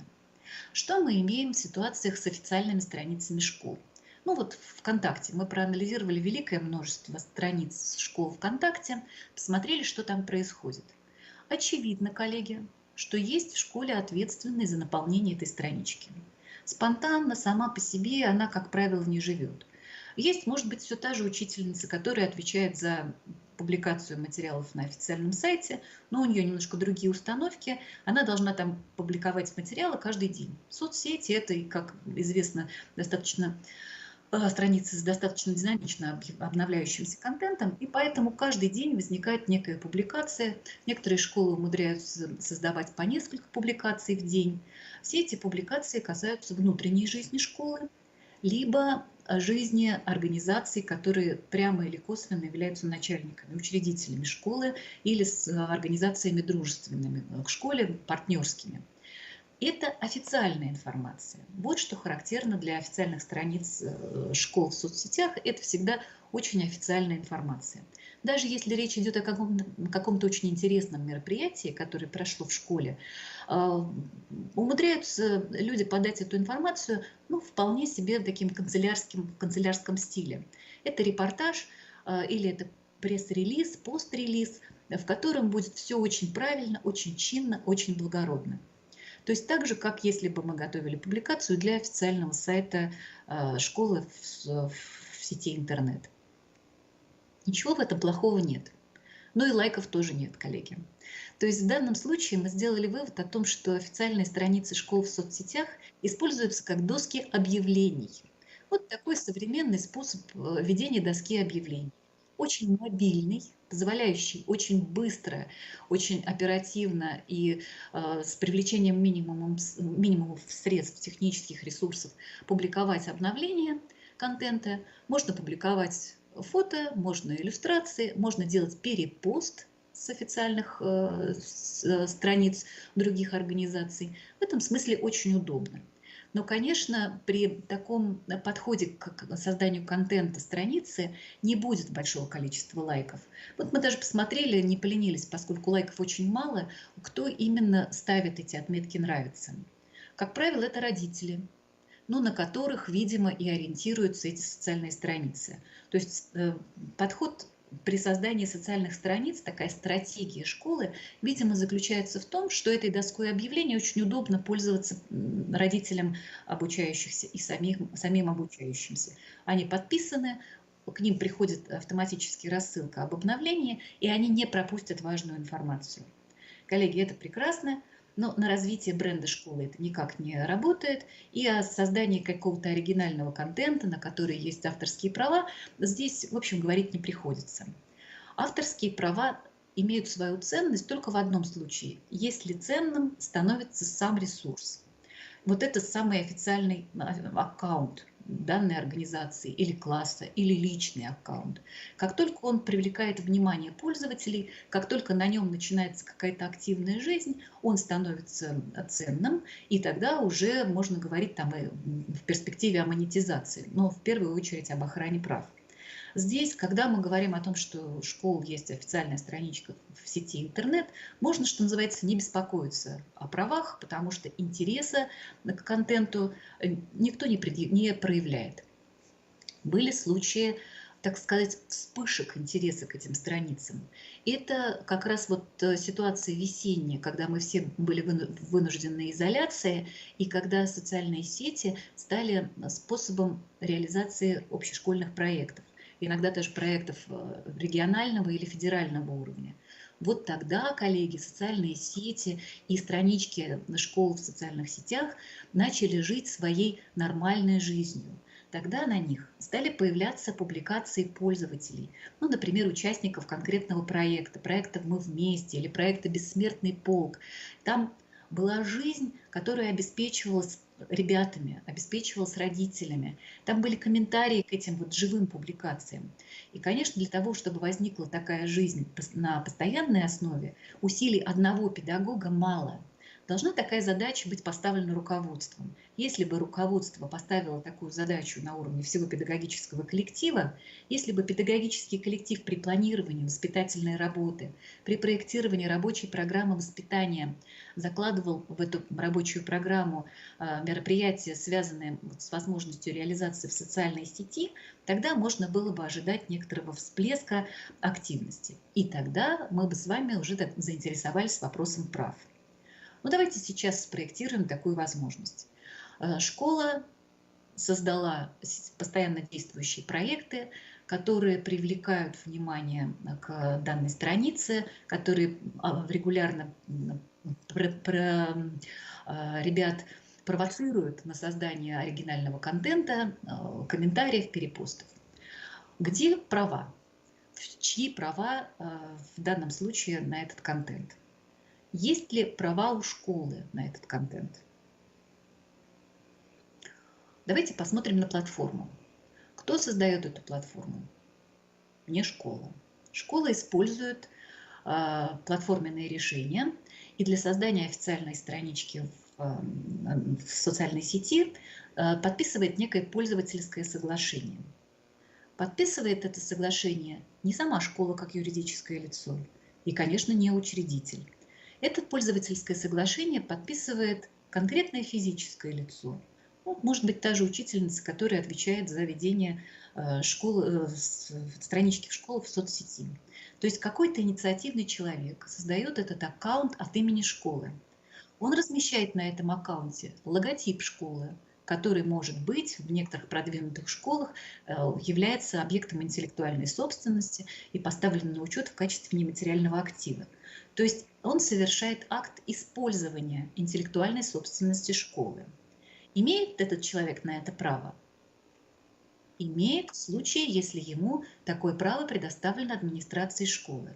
То есть этому человеку вменено в обязанность создать официальную страницу школы в социальной сети ВКонтакте и разместить там логотип школы, но еще какие-то элементы, которые являются составными частями имиджа школы, может быть, охраняемыми частями имиджа школы. Есть школы, которые свои логотипы зарегистрировали в качестве товарных знаков. Ну, среди школ таких организаций немного, среди учреждений дополнительного образования больше организаций, которые зарегистрировали логотипы в качестве товарных знаков в Роспатенте. Так вот, распоряжение интеллектуальной собственностью образовательной организации – это все-таки право самой организации, а не конкретного педагога. Поэтому у педагога это право должно быть оформлено в виде приказа по школе или по учреждению доп. Образования. Что происходит дальше? Педагог размещает логотип, педагог организует активность этой странички и создает контент, который получает некоторую ценность. И здесь, коллеги, я вам должна сказать, что вопрос интеллектуальной собственности пока еще в правовом поле окончательно не решен. чья это собственность, кто имеет право на монетизацию этого контента в случае, если вот вдруг страничка выстрелила, так сказать, взлетела и начали поступать от социальной сети, как от посредника, предложения о монетизации. Кто будет получать эти деньги? Ну, 100% не школа, потому что у школы нет никаких оснований для получения таких средств. Страничку в соцсети нельзя поставить на баланс школы. Никак. Поэтому здесь речь о монетизации либо вообще не идет, либо мы должны понимать, что в случае появления рекламных баннеров на страничке, ну, допустим, вот в Инстаграме сейчас это сплошь и рядом происходит, как только взлетает страничка, взлетает аккаунт, туда начинают присоединяться рекламные предложения. Если вы видите такую активность на страничке вашей школы, это значит, что кто-то монетизировал контент. Значит, кто-то получает деньги за эту рекламу. Кто же этот человек? Ну, наверное, вы сможете, проведя служебное расследование, выяснить. Каким образом возникает вот эта лазейка? То есть она пока у нас гипотетическая. Нам еще этих денег никто не предлагал. Но раз такая лазейка возникает, значит, мы что-то делаем не так. Значит, мы используем чужие ресурсы, коммерческие ресурсы, для создания своего некоммерческого контента. Мы в первую очередь должны себя обезопасить тем, что создать такое положение внутри организации или на уровне муниципального образования региона, положение о ведении страниц школы в социальных сетях. Этим положением вы узакониваете собственную деятельность. Вы ее регламентируете в первую очередь и говорите о том, что все административные лица, находясь при исполнении своих служебных обязанностей, посоветовавшись с специальными органами коллективного управления, приняли решение о том, что контент, создаваемый сотрудниками образовательной организации, для всеобщего доступа публикуется на странице в соцсети.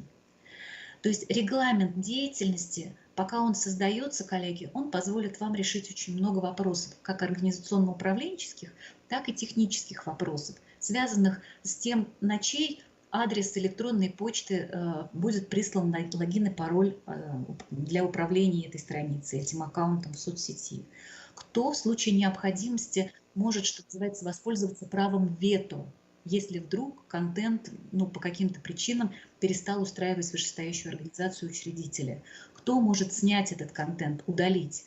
Кто физически это может сделать? То есть вот эта вот красная кнопка, которая удаляет контент, она у кого в руках? Вот эти вот все правила должны быть регламентированы, потому что мы выходим во всемирную сеть, во всемирную паутину.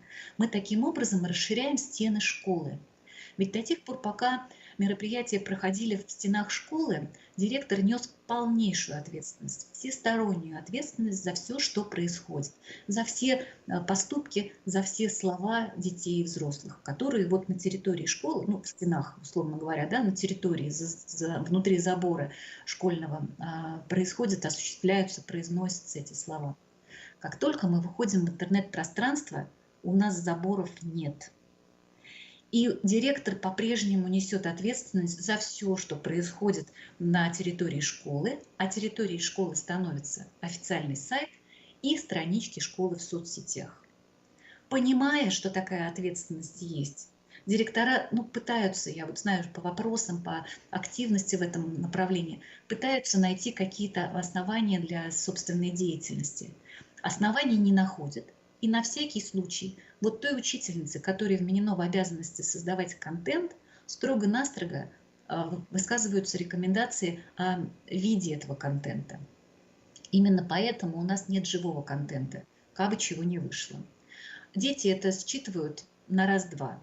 Именно поэтому они не комментируют и даже иногда не лайкают этот контент. Не потому что они его не видят. Просмотров этого контента сотни и тысячи. И это же тоже отображается на страничке, ну, допустим, ВКонтакте, это видно, сколько человек просмотрело это сообщение и сколько человек лайкнуло. Дети не проявляют своей активности, потому что они приучены правилами школьной жизни к тому, что педагоги тоже увидят, и пока педагоги могут увидеть, они эту свою активность шифруют. Они потом внутри, в своем внутреннем чате, куда нет доступа педагога, могут обсудить те или иные новости. Но их активность не видна на официальном сайте, на официальной страничке, в официальном аккаунте. То есть школа, предпринимая неимоверные усилия для того, чтобы поддерживать страничку в жизнеспособном состоянии, на самом деле бренд свой не развивает, интересы школьников к своей страничке не привлекает, и проекты фактически не реализуют. Вот эти акции майские, они не были повторены ни в сентябре, ни в октябре, ни в условиях дистанционного обучения, ни в условиях очного обучения, потому что специальных усилий и навыков, честно говоря, у педагогов не было. Про навыки отдельно. Стиль взаимодействия в соцсетях описывается филологами как текст новой природы. Это совершенно по-другому строящийся контент, на других принципах, на других основаниях. Филологи пытаются описать правила создания такого контента. У них это получается, но педагогам перестроиться очень трудно. Я видела примеры близкие к живой речи, близкие к блогерской речи у сайтов, которые ведут, у аккаунтов, которые ведут школьные пресс-центры. Школьным пресс-центрам ведь тоже не разрешено вести официальные странички школ в соцсетях. У них свои странички. Вот там еще более-менее жизнь теплится. Школьные пресс-центры интуитивно ловят вот эти тенденции.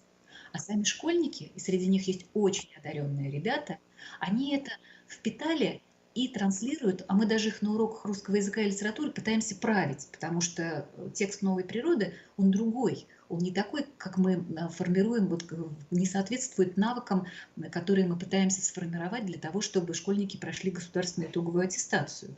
Они не соответствуют, эти навыки, тем требованиям, которые предъявляют к результатам обученности федеральные государственные образовательные стандарты. Это не та коммуникация, к которой мы готовим ребят, но она тоже полезна. Она позволяет им быть узнаваемыми в своем сообществе. Что же делать, коллеги? Не мимикрировать же нам под них, не обучаться же на курсах повышения квалификации тому, как стать блогером. Хотя это тоже, что называется, не запрещено, но все-таки это судьба одиночек, судьба единиц из числа педагогов. Что делать для того, чтобы использовать потенциал воспитательный, развивающий потенциал социальных сетей?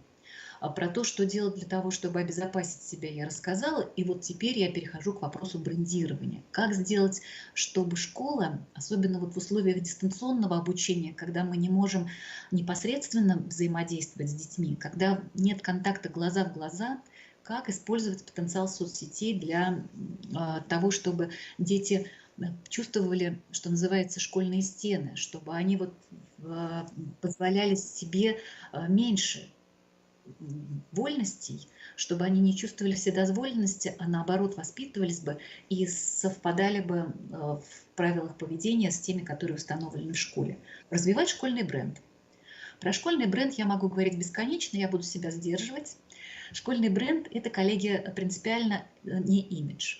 Это не те внешние признаки, которые отличают одну школу от другой. Это более глубокое понятие. Школьный бренд – это дополнение к внешним признакам, еще и внутренняя характеристика школы. Имеет смысл говорить о школьном бренде тогда, когда в школе есть особая атмосфера, когда есть особый уклад и ценности, которые разделяет весь или почти весь педагогический коллектив. Вот если педагогический коллектив солидарен в том, что есть определенные правила школьной жизни и готов тратить силы на то, чтобы формировать приверженность этим правилам у детей, можно говорить о том, что школьный бренд существует в том или ином виде. Некоторые дети интуитивно склонны к тому, чтобы эти правила на себя примеривать и им соответствовать. Другие менее склонны. И вот по отношению к этим другим очень хорошо работают социальные сети, но не сами по себе. Просто опубликовать список школьных правил в социальной сети, естественно, это не сработает. Что можно делать? Можно привлечь метод проектов. Очень он в этом смысле позволяет гибко включать социальные сети в обычный образовательный процесс. Можно предложить школьникам самим, даже проведя небольшой внутренний школьный конкурс, определить, какого рода аккаунты в социальной сети были бы им интересны. и за развитие каких аккаунтов они взялись бы в рамках своей проектной деятельности.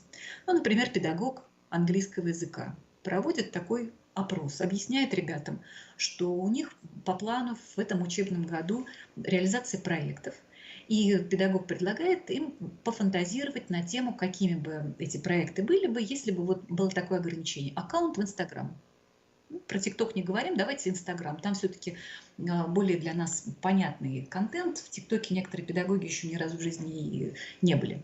Вот Инстаграм, там можно фотоконтент, можно видеоконтент, можно текстовый контент размещать. Каким образом нам задействовать потенциал этой социальной сети для того, чтобы активизировать интерес ребят к изучению иностранного языка, для того, чтобы воспитывать у них, формировать у них те качества, которые мы считаем социально полезными, для того, чтобы у них навыки проектной работы сформировались. Ну, например, ребята говорят: давайте сделаем аккаунт для изучения английского языка малышами. Давайте, говорит педагог.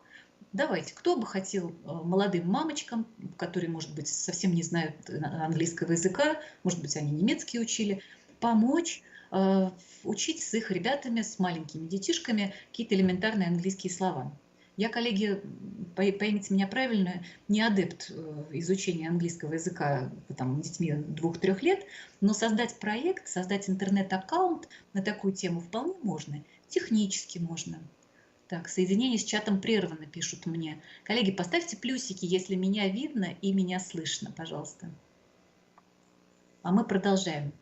Такой проект реализовать технически можно. Поэтому, если у ребят есть интерес к созданию такого рода аккаунта, вполне можно этот интерес поддержать. Могут быть предложения, которые касаются развития бренда школы. Здесь, конечно, нужно понимать, на что школа готова пойти. И номинации обозначить лучше сразу при объявлении такого конкурса, при объявлении сбора предложений. Можно рискнуть, коллеги. И для того, чтобы эти лучшие предложения были реализованы, спасибо, плюсики вижу, значит, мы продолжаем работать в штатном режиме.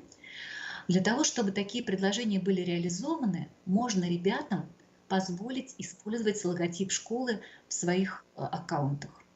Если это какие-то социально приемлемые предложения, если эти предложения похожи на социальные проекты, почему бы не использовать логотип школы при реализации этих проектов? Вреда не будет. Но, безусловно, здесь должен быть контроль педагогически осуществлен. И этот педагогический контроль чисто технически может заключаться в том, что аккаунт будет зарегистрирован на личную электронную почту педагога, который ведет этот проект, который курирует этот проект. То есть ребята имеют доступ к этому аккаунту, они размещают эти публикации свои без всяких проблем. Но вот право красную кнопку нажать, право вето сохраняется за педагогом, который отслеживает обновление этого контента. Понимаете? То есть то, чего боятся педагоги, как бы что ни вышло, как бы они там не написали чего-нибудь с ошибками содержательными или с орфографическими, вот это вот контроль за этой сферой деятельности может осуществлять педагог, или в школах продвинутых это может быть поручено старшим школьникам, каким-то членам ученического самоуправления, для того, чтобы самоуправление было реальным, а не номинальным. И тогда, коллеги, если дать реальную возможность ученикам проявить свои творческие способности, если на этапе планирования этой работы помочь собрать команду, которая будет фотографировать, писать, видео размещать, которая будет отслеживать, как пунктуальный менеджер публикации, который будет анализировать количество подписчиков, их рост, их убытие, тогда можно говорить о реальном проекте, приближенном к жизни.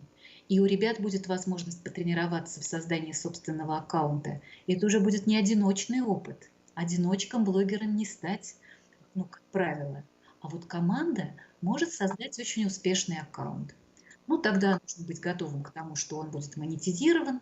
В данном случае уже вопрос о деньгах, естественно, будут решать сами авторы контента. Я думаю, что это будет уже гораздо позже, после того, как проект будет защищен на внутришкольном конкурсе, на комиссии, потому что раскрутка аккаунта в соцсети происходит не быстро.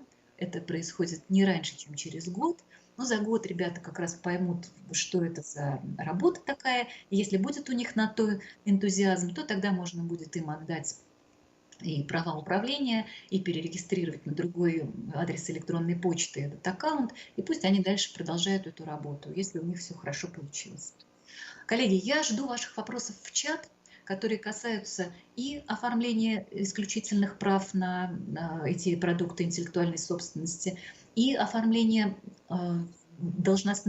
расширения должностных обязанностей педагогов для того, чтобы они создавали контент. И, может быть, прав школьников, если возникли вопросы по первой части нашего семинара сегодняшнего.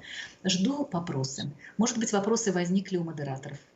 Так, Юлия Юрьевна, спасибо огромное за информацию. В чате у нас вопросов пока не поступило. Но я думаю, что сейчас, возможно, участники откликнутся и будут вопросы. Скажите, пожалуйста, вот у меня такой вопрос. Вот известны ли школы, которым удалось монетизировать свой сайт? Хороший вопрос. Монетизация интеллектуальной собственности – это значит, что школе на ее расчетный счет пришли деньги. Правильно? Ну, представьте себе момент прихода этих денег от какой-то коммерческой организации на расчетный счет школы. Для того, чтобы они были приняты бухгалтерией, нужно иметь некоторые основания для приемки этих денег.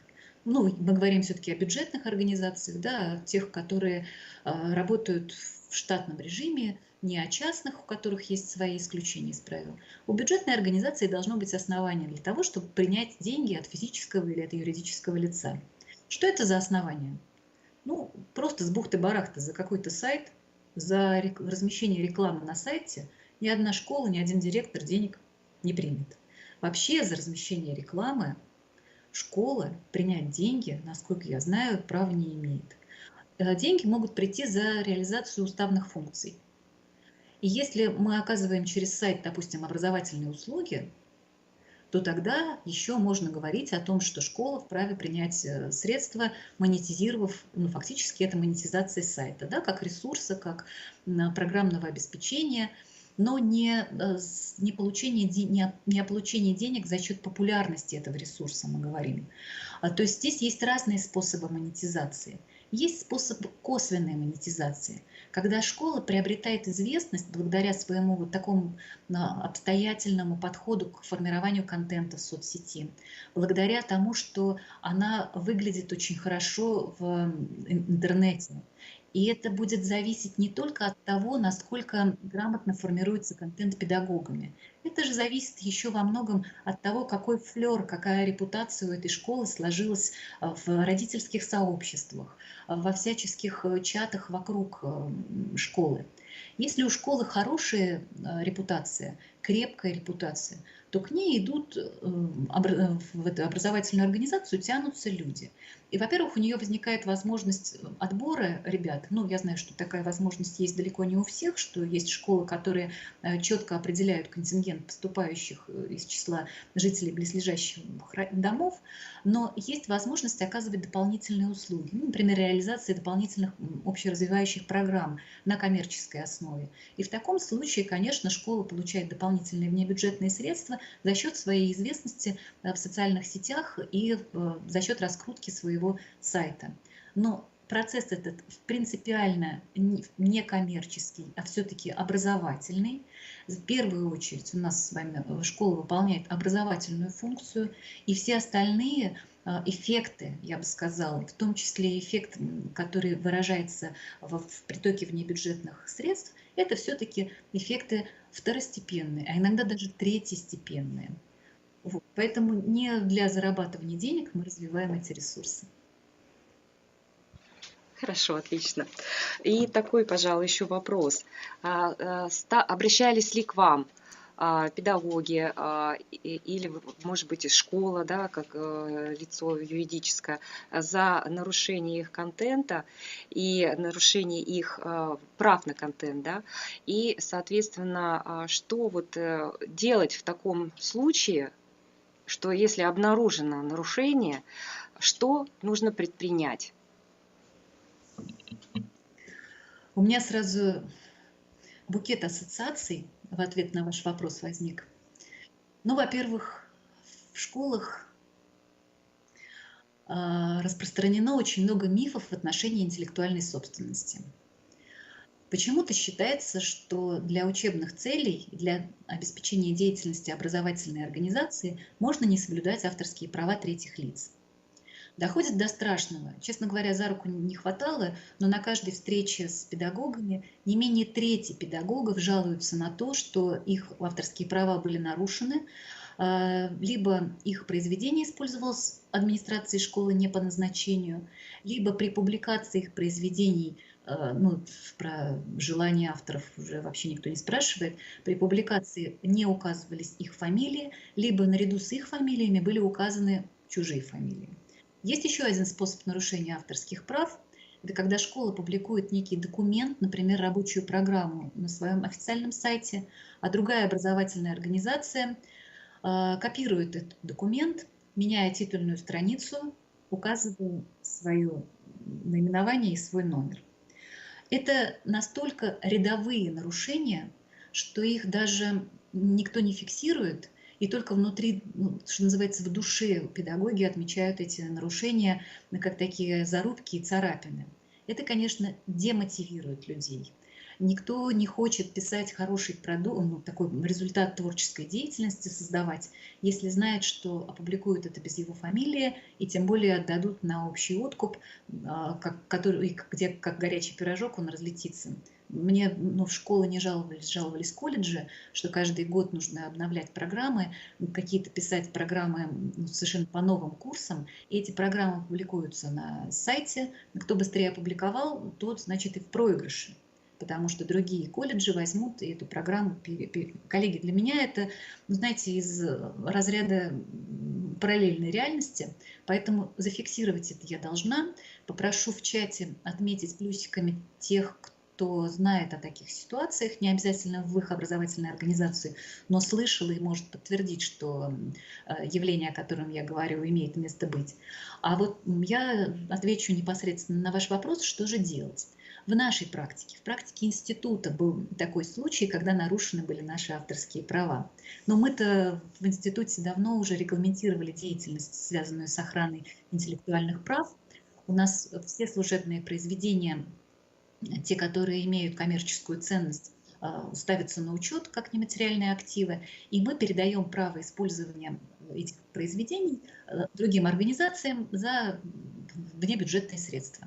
То есть у нас этот процесс вполне себе легитимизирован, коммерциализирован, и мы заключаем с этими организациями, пользователями лицензионные договоры. И после этого передаем им, например, пересылаем по электронной почте текст документа. То есть это вот происходит в такой последовательности. Мы видим заинтересованное лицо, заключаем лицензионный договор и потом предоставляем ему право доступа к документу. В лицензионном договоре мы прописываем правила использования этого продукта. Например, для школы у нас есть такая технология медиапроектирования, мы разрешаем воссоздать, воспроизвести эту технологию в любом количестве экземпляров. Вот такой способ использования. Получают файлы школы и может распечатать необходимое количество экземпляров. И вдруг мы видим, один лицензиат опубликовал нашу технологию на своем сайте. Он нарушил тем самым правила использования, которые оговорены лицензионным договором. Что делать? Конечно, мы написали им письмо. Простое письмо, совершенно не ругательное, а вежливое, по электронной почте. Никакая не юридическая претензия это была. Это было письмо с напоминанием о том, что у нас есть в лицензионном договоре правила использования. Коллеги, имелось в виду другое, написали мы. Не имелось в виду, что вы можете теперь опубликовать этот текст на своем сайте так, чтобы кто угодно смог его прочитать уже без денег. И люди извинились и сняли этот материал со своего сайта. Вот. Других каких-то, но более патологических ситуаций у нас не было, к счастью. Я думаю, что и не будет. Спасибо огромное. Так, вопросов. Вижу Плюсики есть. Вопросов, наверное, пока вот не заданы. Скорее всего, участники обмозговывают полученную информацию. Поэтому думаю, что вопросы будут, и обязательно мы их опубликуем дополнительно на ВКонтакте в проекте «Легиона умников». А теперь, наверное, мы дальше пойдем по программе. И к следующему выступлению у нас. Юлия Юрьевна, я думаю, что вы, наверное, до окончания семинара с нами побудете, или вы как, торопитесь? Я в любом случае прощаюсь с участниками семинара. Благодарю всех, кто нашел возможность сегодня погрузиться в вопросы управления интеллектуальной собственностью. Я, конечно, жду, что Национальная библиотека Республики Коми продолжит эту работу, и мы будем эти семинары проводить достаточно регулярно. Ну и на следующем семинаре спрошу Национальную библиотеку Республики Коми, а ваш-то сайт стоит на учете как объект интеллектуальной собственности? Подготовьтесь. Ну, тогда мы на следующем семинаре мы тоже ответим на этот вопрос. Мы тоже благодарим вас за участие, мы тоже надеемся на дальнейшее сотрудничество. Огромное спасибо. В слайдах ваши контакты остались. Я думаю, что желающие написать вам лично напишут, и, соответственно, мы вам вопросы также передадим. Поэтому тоже тогда прощаемся. Всех благ. Спасибо. Всем здоровья. Всего доброго. До свидания. Так, уважаемые участники нашего мероприятия, мы переходим к следующему выступлению. Конкурс предпринимательства без границ, школьные бизнес-проекты 2020. Представит нам его Виноградова Анна Павловна, руководитель бизнес-сектора Национальной библиотеки Республики Коми. Анна Павловна, пожалуйста, приступайте. Спасибо большое, Антонина Владимировна. Добрый день, дорогие слушатели. Моя тема доклада – это предпринимательство без границ, школьные бизнес-проекты. Конкурс у нас уже завершился в этом году. Целью конкурса является привлечение внимания молодежи к перспективам предпринимательской деятельности, выявить и поддержать предпринимательские проекты среди молодежи Республики Коми. Конкурс проводится уже 3-й год на территории Республики Коми. Организатором является Национальная библиотека, и поддерживают наш конкурс Министерство культуры, туризма, архивного отдела Республики Коми и Министерство образования, науки и молодежной политики Республики Коми. Здесь на слайде мы вам представили небольшую инфографику проведения конкурса. Наш конкурс уже насчитывает 194 проекта, и в нашем конкурсе уже приняли участие 254 учащихся. Как вы видите, количество призеров с каждым годом у нас растет. Конкурс у нас проводится в 6 номинациях. Наиболее конкурентоспособная и самая конкурентоспособная у нас номинация – это первоклассные услуги и лучшие товары. Как вы видите на слайде, здесь присутствует наибольшее количество участников. И, как вы понимаете, победить в этих номинациях наиболее сложнее. То есть в этих номинациях проекты должны быть составлены наиболее безупречно. На слайде у вас представлена география конкурса. Принимают уже участие 18 городов и районов Республики Коми. Мы очень рады, что в этом году к нам присоединилась Ухта для участия в конкурсе. Участниками конкурса могут быть молодежь в возрасте от 12 до 18 лет. Учащиеся могут участвовать как индивидуально, так и в команде, но не более 5 человек. В помощь для участия в конкурсе Национальная библиотека проводит мероприятия, представленные они у вас на слайде. То есть, чтобы подготовиться наиболее лучше к презентации своего проекта и конкурсу, вы можете заказать у нас и посетить указанные мероприятия. Победители конкурса у нас награждаются дипломами и ценными подарками. Также сведения о победителях вносятся в модуль «Одаренные дети» информационной системы электронного образования, а также победители конкурсов могут рассчитывать на консультации специалистов Центра поддержки технологий и инноваций и Центра предпринимательства при Национальной библиотеке. Но здесь я вас хочу познакомить уже с участниками, и не только с участниками, но и победителями уже прошедших конкурсов. На слайде у вас представлен победитель в номинации «Первоклассные услуги» Шеликовский Кирилл. Он представил проект с онлайн-школой маркетинга. Он предлагает свои услуги для любой категории слушателей, предпринимателей, молодых мам в декрете, студентов и абсолютно любых людей, которые хотят узнать что-то новое. И сам же Кирилл себя позиционирует как человек, давно занимающийся продвижением сайтов, посвятил себя 5 лет журналистике, 3 года SMM и 2 года таргетированной рекламе. Кирилл убедил на очной защите экспертов, что именно благодаря его курсам студенты, молодые мамы в декрете и безработные смогут найти работу. Следующий победитель в номинации «Первоклассные услуги» прошедших конкурсов стал Ермошкин Кирилл из города Сыктывкара. Он представил на защиту идею киберспортивный детский лагерь. Цель его проекта была в организации отдыха детей по интересам детей, а не по интересам родителей. В киберспортивном лагере АС дети научатся взаимодействовать в команде, усовершенствуют свои игровые навыки в соревновательных играх под руководством тренеров. Киберспортивный детский лагерь – это также является туристическим продуктом для развития внутреннего туризма на территории Республики Коми. Следующими победителями в номинации «Первоклассные услуги» стали коллектив «Мастер игры» из образовательного учреждения «Дворец творчества детей и учащейся молодежи». Ребята представили интеллектуальную игру для учащихся 13-17 лет к изучению культуры и истории родного края. Участники предлагают привить интерес к родному краю не только через школьные предметы, но и через досуговые мероприятия интеллектуального характера.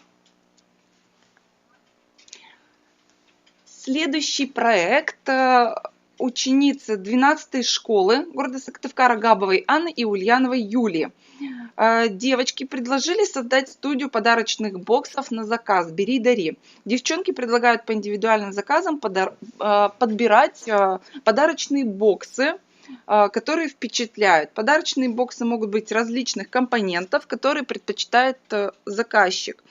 Также они могут быть какими-то тематическими, классическими, страна в коробке, эко-боксы, бокс-сюрприз. Также они предлагали составлять боксы краеведческого характера, которые наверняка подойдут гостям республики. Вот как раз у вас на слайде представлены их примерные композиции из боксов. Следующий проект представил у нас Жилин Алексей из города Емвы. Он предлагает открыть, ну даже не открыть, а развить уже скорее всего, мастерскую сувенирной продукции. Она ориентирована не только на жителей Книжпогосского района, но и на гостей города Емвы. В него войдут товары ручного труда, щипные птицы счастья, резные деревянные ложки, берестяные изделия, флейты и свистки из сухого борщевика, разные картины. Изюминкой проекта Алексей считает именно флейты и свистки, которые он изготавливает из борщевика. Материал действительно необычный. На очной защите Алексей даже продемонстрировал игру на флейте.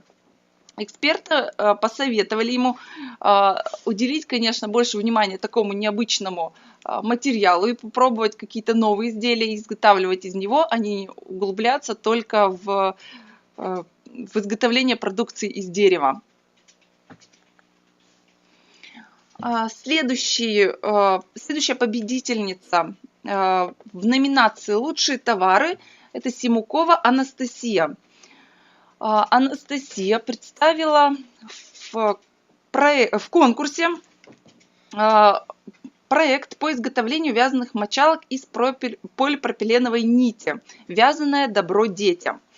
Сегодня достаточно много родителей для своих детей приобретают безопасные, экологически чистые игрушки и средства для купания.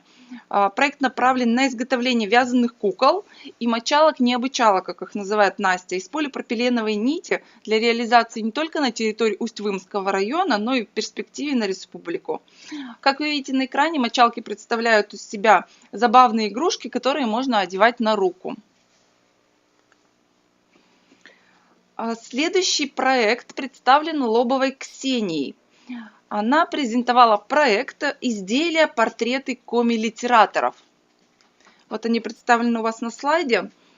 Процессом Ксения занимается полностью сама. Она самостоятельно вырезает форму из дерева, выжигает, распечатывает. У вас представлены на экране значки и магниты из дерева с изображением коми-поэтов и писателей: Куратов, Лыткин, Савин, Жаков, Чисталев. Следующий проект, также в номинации «Лучшие товары». Это, можно сказать, веяние больших городов, изготовление полигональных фигур. Ребята так и назвали свой проект «Полигон Полигоныч». Создавать полигональные фигуры ребята будут в технике Papercraft, а также организовывать мастер-классы и предоставлять услуги по декорированию помещений торговых центров. На мастер-классах будут предлагаться как готовые развертки, так и разработанные самостоятельно. Можно использовать полигональные фигуры в качестве элементов декора. Также хотелось отметить, что все проекты, которые представлялись, вот сейчас я вам даже отчасти, которые показала, в номинации «Лучшие товары», они уже коммерциализируются, то есть ребята уже зарабатывают на этих проектах в своих районах. Следующий проект в номинации «Лучшая инновационная идея для бизнеса» представлена у нас ребятами, учениками 35-й школы Мартынов Даниил и Чарин Виталий. Ребята сами спроектировали и изготовили подводный аппарат для исследования подводных глубин. Аппарат может самостоятельно передвигаться и передавать изображения из толщи воды. Здесь он у вас представлен на слайде. Здесь он представлен еще в незаконченном виде, то есть нет у него еще оболочки, как эстетического вида. Аппарат можно использовать как для поиска рыб и растений, так и для поиска различных предметов, по каким-либо причинам оказавшихся под толще воды, а также для изучения дна водоемов. На следующем слайде у нас представлен победитель в той же номинации «Лучшая инновационная идея для бизнеса» прошлых конкурсов Дмитрий Дубовский. Он представил проект «Механическая рука». Дмитрий также сам спроектировал и изготовил программно-аппаратный комплекс, повторяющий движение человеческой руки.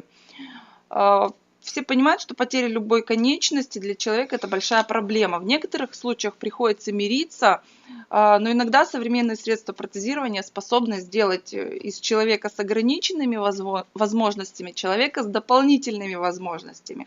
Для доказательства перспективности Дмитрий создал прототип руки, части машины, и с системой управления для нее.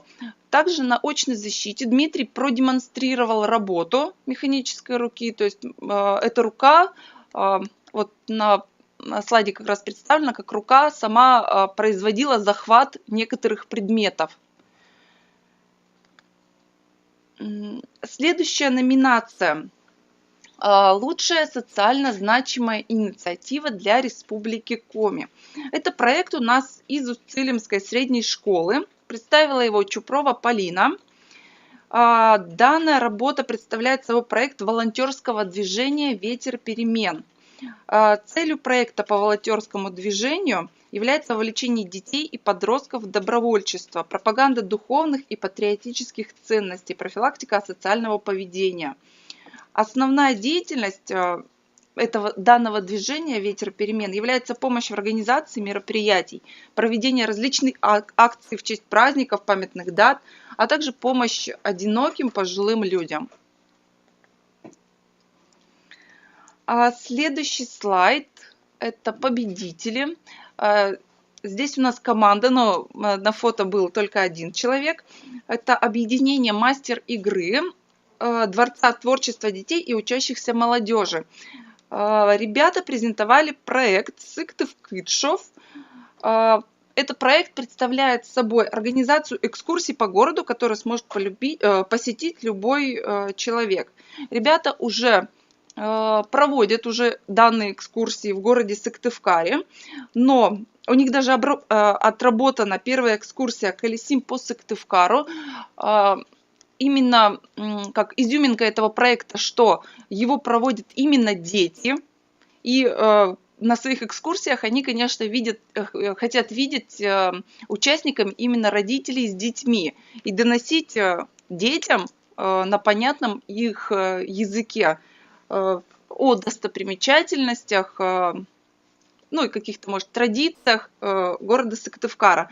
Ребята рассчитывают, что в преддверии столетия республики, 240-летия города Сыктывкара и грядущего чемпионата мира по хоккею с мячом, ребята, можно сказать,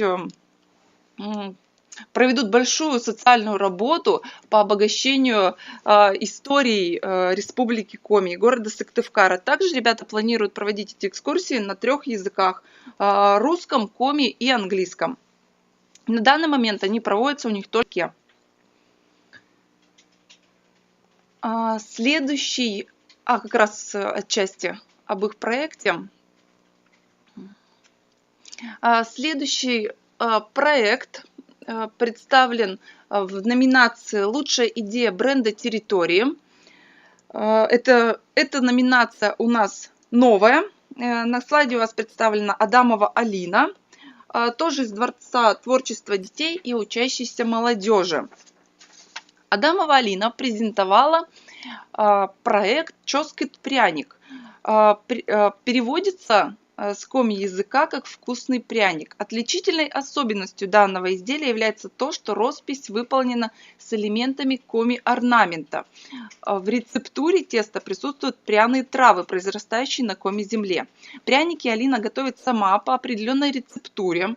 Сама наносит глазурь и расписывает разными коми-орнаментами. Роспись ведет она в мезенском и вычегодской стиле. Очень вкусные, несладкие пряники. В преддверии юбилея Алина также рассчитывает вывести свой продукт на новый уровень. И последний проект, который я вам хочу представить, это «Лучшая идея бренда территории», также номинация. Представила его Матюшенкова Ирина из города Сыктывкара. Проект называется «Мыло коми». Проект предполагает создание мыла уникальной формы с природными символами региона и с городскими символами. Ирина давно увлекается мыловарением и решила хобби превратить в заработок. Республика Коми ассоциируется с холодом, снегом, лесом, медведями, оленями, елями и морожкой. Мыло выглядит у вас на слайде именно таким образом, какие ассоциации у нее возникают. И в дальнейшем Алина планирует уже создать уникальные ароматы, которые будут ассоциироваться с Республикой Коми. Спасибо всем за внимание. Тая Владимировна, вам передаю слово. Так, ну что, уважаемые участники, наш семинар подходит к завершению. Мы благодарим вас за участие. Спасибо вам за вашу активность. Напоминаю о том, что в описании к нашему семинару будет ссылочка, по которой вы можете задать вопросы в группе «Легион умников». Кроме того, будем рады вашей обратной связи. Пишите, пожалуйста, комментарии, ставьте лайки к нашему мероприятию, если для вас та информация, которая была сегодня представлена, полезна и интересна. И до новых встреч!